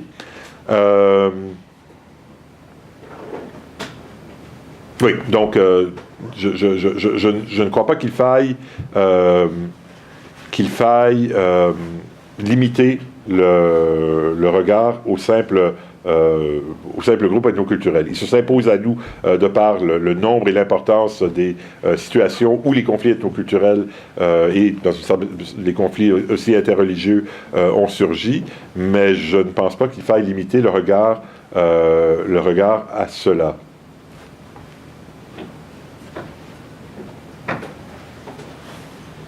Je pense que... Il n'y a pas d'autres questions. Vous en avez une? Oui, c'est pas nécessité non plus. Tant que je suis sur mon train là, à 3h et quelque chose... D'accord. En fait, c'est une question à caractère très général qui me vient sur moi de mon parcours de sociologue. Oui. La question... autour de cette histoire de restriction interne, autour de cette question aussi, vous avez dit à la fin, lors de la première étude, je trouve, qu'il fallait, pour pouvoir produire du commun, se donner des manières communes de le faire. Et donc, c'est un peu cette question-là du commun ou de l'articulation entre espace privé et espace public, par exemple, dans le cas de la question religieuse. En fait, pour reformuler de façon très simple, je dirais, j'ai le sentiment que l'approche libérale désarticule, si on veut, l'individu d'un espace collectif qui a d'un espace social, qui a donc qu'on pourrait comprendre comme étant quelque chose qui a une forme de consistance qui pourrait aller dans le sens d'une légitimation normative d'une restriction interne. Donc, simplement pour vous entendre sur cette place du collectif, parce que dans toute cette réflexion, le collectif, ce qu'est la société, la question de la culture est un petit peu absente, mais c'est vraiment dû à la priorité. Oui, non, mais c'est effectivement... Si la culture n'appartient pas à un individu, elle n'appartient pas non plus à un territoire. Ouais. Donc aussi dans l'articulation majorité-minorité, ben, on est la minorité d'une majorité quand on a déménagé d'un endroit où on était la majorité dans notre territoire d'origine. Donc il y a comme... Ouais. La culture ne se pose pas non plus comme question en dehors d'un espace social qui est aussi politique, qui est aussi historique, qui est aussi évidemment linguistique. Vous avez parfaitement raison qu'il y a une certaine cécité, je dirais, par rapport au collectif, mais c'est une cécité qui n'est, contrairement à d'autres cécités, c'est une cécité un peu voulue. C'est pas un simple angle mort. À tort ou à raison. À tort ou à raison. Et c'est peut-être... quelqu'un disait à un moment donné que dans nos débats sur tous nos débats des 10-15 dernières années sur l'intégration des immigrants, la religion, etc., c'est peut-être pas un accident que tous ceux qui sont pour une sorte de reconnaissance des accommodements, la tolérance, etc., sont des philosophes, alors que de l'autre côté, on trouve surtout, je ne vous connais pas, des sociologues. Et c'est pas un hasard, les sociologues seront peut-être plus conscients là, des conditions sociologiques pour le maintien d'une certaine cohésion sociale, alors que les philosophes vont avoir tendance à voir les choses du point de vue du principe.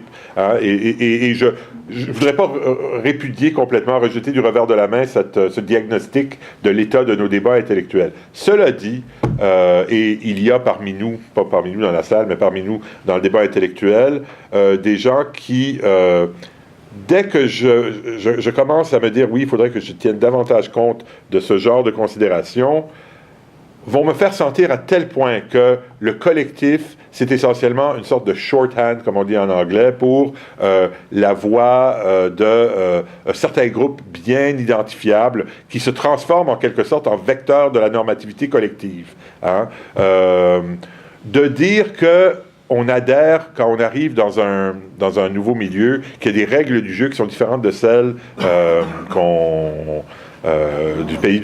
Je pense qu'il n'y a pas un immigrant au monde. Hein? Il n'y a pas un immigrant au monde qui n'en est pas conscient. Je suis fils d'immigrant et c'est quelque chose dont je parlais beaucoup avec mes parents. Et les règles du jeu sont quelque chose qui se constitue en quelque sorte collectivement. Ce n'est pas qu'il y a des gens qui les édictent. Il y a des lois, évidemment, qui sont édictées, mais la manière de se comporter socialement. Des choses aussi banales que la distance à maintenir entre deux individus quand on se parle. La manière par laquelle on s'adresse la parole. L'immigrant est quelqu'un qui doit constamment rechercher des codes et s'y adapter. Hein? Par-delà les lois explicites. Il n'y a pas un immigrant au monde qui n'est pas conscient de ce fait et qui parfois ne se met pas les pieds dans les plats de cette manière-là. Quelle est la nature de ces codes? Est-ce que c'est quelque chose, est-ce qu'il y a une prêtrise là, qui les édicte? Non, elles sont le résultat d'un travail collectif qui n'est pas le résultat donc d'un individu ou de groupes d'individus. Ce sont des forces qui ont travaillé notre collectivité de manière fondamentale à travers les décennies et les siècles, qui ont donné lieu à ces codes. Et là-dessus, nier l'existence donc d'un social et du poids normatif du social de ce point de vue-là, ce serait totalement bête. Par contre, moi, j'entends souvent, non pas dans votre intervention, mais dans l'intervention de ceux qui vont souvent dire que une société, ce n'est pas qu'un amas d'individus, il y a un poids et une sorte comment dire, il y a une société à laquelle on doit adhérer. J'entends beaucoup plus quelque chose comme certaines sections, certaines opinions, certains points de vue sur ce qu'est la société qui tentent de s'ériger en code. Et là-dessus, j'ai envie de réagir et de dire non. Et de le faire peut-être à partir d'un point de vue qui, par retour du balancier, devient un peu trop individualiste au sens où les philosophes peut-être le sont peut-être un peu parfois. Donc il va falloir que nous trouvions une manière de trouver un juste milieu entre ces deux extrêmes. Mais je reçois ce que vous dites. En le philosophe et le Vraiment, prosélyte. Entre les philosophes et les sociologues, il faudrait inventer une... La différence entre le point aveugle et l'angle mort, peut-être. Hein? Excusez-moi, une façon de réconcilier ces deux points de vue opposés ne serait pas de dire que la société, par rapport à l'individu tel que le libéralisme le conçoit, elle se trouve dans la tête de l'individu. Et donc même si l'individu est fonctionnellement seul et libre, en réalité il fonctionne avec des codes effectivement qui ont été incorporés dans chacun, et cet ensemble de personnes qui agissent chacune en regardant ce que font les autres, ça forme une pratique sociale. Et si je pouvais conclure peut-être avec une phrase, disons, ce qui pour moi point un peu à l'horizon, la conclusion que je ne me sens pas en mesure de défendre entièrement, mais par laquelle j'ai toujours été tenté, c'est l'idée que une société multiculturelle au sens empirique là, pas du terme, là, une société marquée par la diversité culturelle, est une société dont la réussite dépend moins des mesures politiques qui seront adoptées afin de gérer cette diversité que par... pour utiliser un terme un peu vieillot qui a encore sa place dans la philosophie morale, les vertus de caractère des individus. Peut-être que ce qui est important, c'est de former des citoyens multiculturels. Et là, j'entends pas rose bonbon, là, tout le monde il est beau, tout le monde il est gentil, on apprend à tout le monde à l'école à se tenir la main et à fêter toutes nos fêtes, quoique c'est pas une mauvaise chose non plus de le faire, mais d'avoir une sorte de compétence citoyenne qui nous permet de naviguer. Et cette compétence-là, je m'arrêterai peut-être là-dessus, je terminerai peut-être avec l'épisode qui a historiquement peut-être donné naissance à tout le débat que nous avons donc depuis une décennie maintenant sur les accommodements raisonnables. C'est le cas Multani, qui était le cas du Kirpan à l'école. Hein? Quand on y pense, le cas Multani aurait pu se régler en 48 heures. Plutôt... Il s'est réglé. Ben, il s'est réglé, mais malheureusement, il a été ensuite déréglé. Bon, si vous ne connaissez pas le cas Multani, c'est le cas de l'enfant dans une école de Montréal qui se présente avec son kirpan à l'école, le kirpan tombe du vêtement, les autorités de l'école sont affolées. Qu'est-ce que c'est ça? Une arme, un poignard à l'école? Non, c'est pas un poignard, c'est un symbole religieux. On convoque les parents, on convoque les instituteurs, on s'entend et on trouve un arrangement tout à fait décent et correct. L'enfant peut venir à l'école avec son kirpan, mais il faut qu'il soit vraiment attaché serré dans une sorte dans une étui en voilà. Et tout le monde repart de la réunion en se disant, bon, tout le monde a fait un compromis, tout le monde a mis de l'eau dans son vin. C'est par la suite que les choses se sont judiciarisées. Ces gens-là avaient le genre de compétences, là, le genre de compétences citoyennes à s'asseoir avec des gens et à trouver des compromis, non pas, qui ne reflètent pas des principes abstraits, mais qui sont simplement le fait d'avoir une certaine vertu, une certaine disposition à une certaine créativité. Ces gens-là l'avaient et le bas a blessé lorsque la situation s'est judiciarisée. Donc, moi, je crois beaucoup à cette compétence citoyenne-là. Elle ne se façonne pas nécessairement naturellement, elle doit être éduquée, mais... si je regarde un peu vers où me dirigent mes travaux maintenant, c'est peut-être moins vers une sorte de philosophie politique de la diversité culturelle et peut-être davantage vers une philosophie morale de la diversité culturelle à suivre.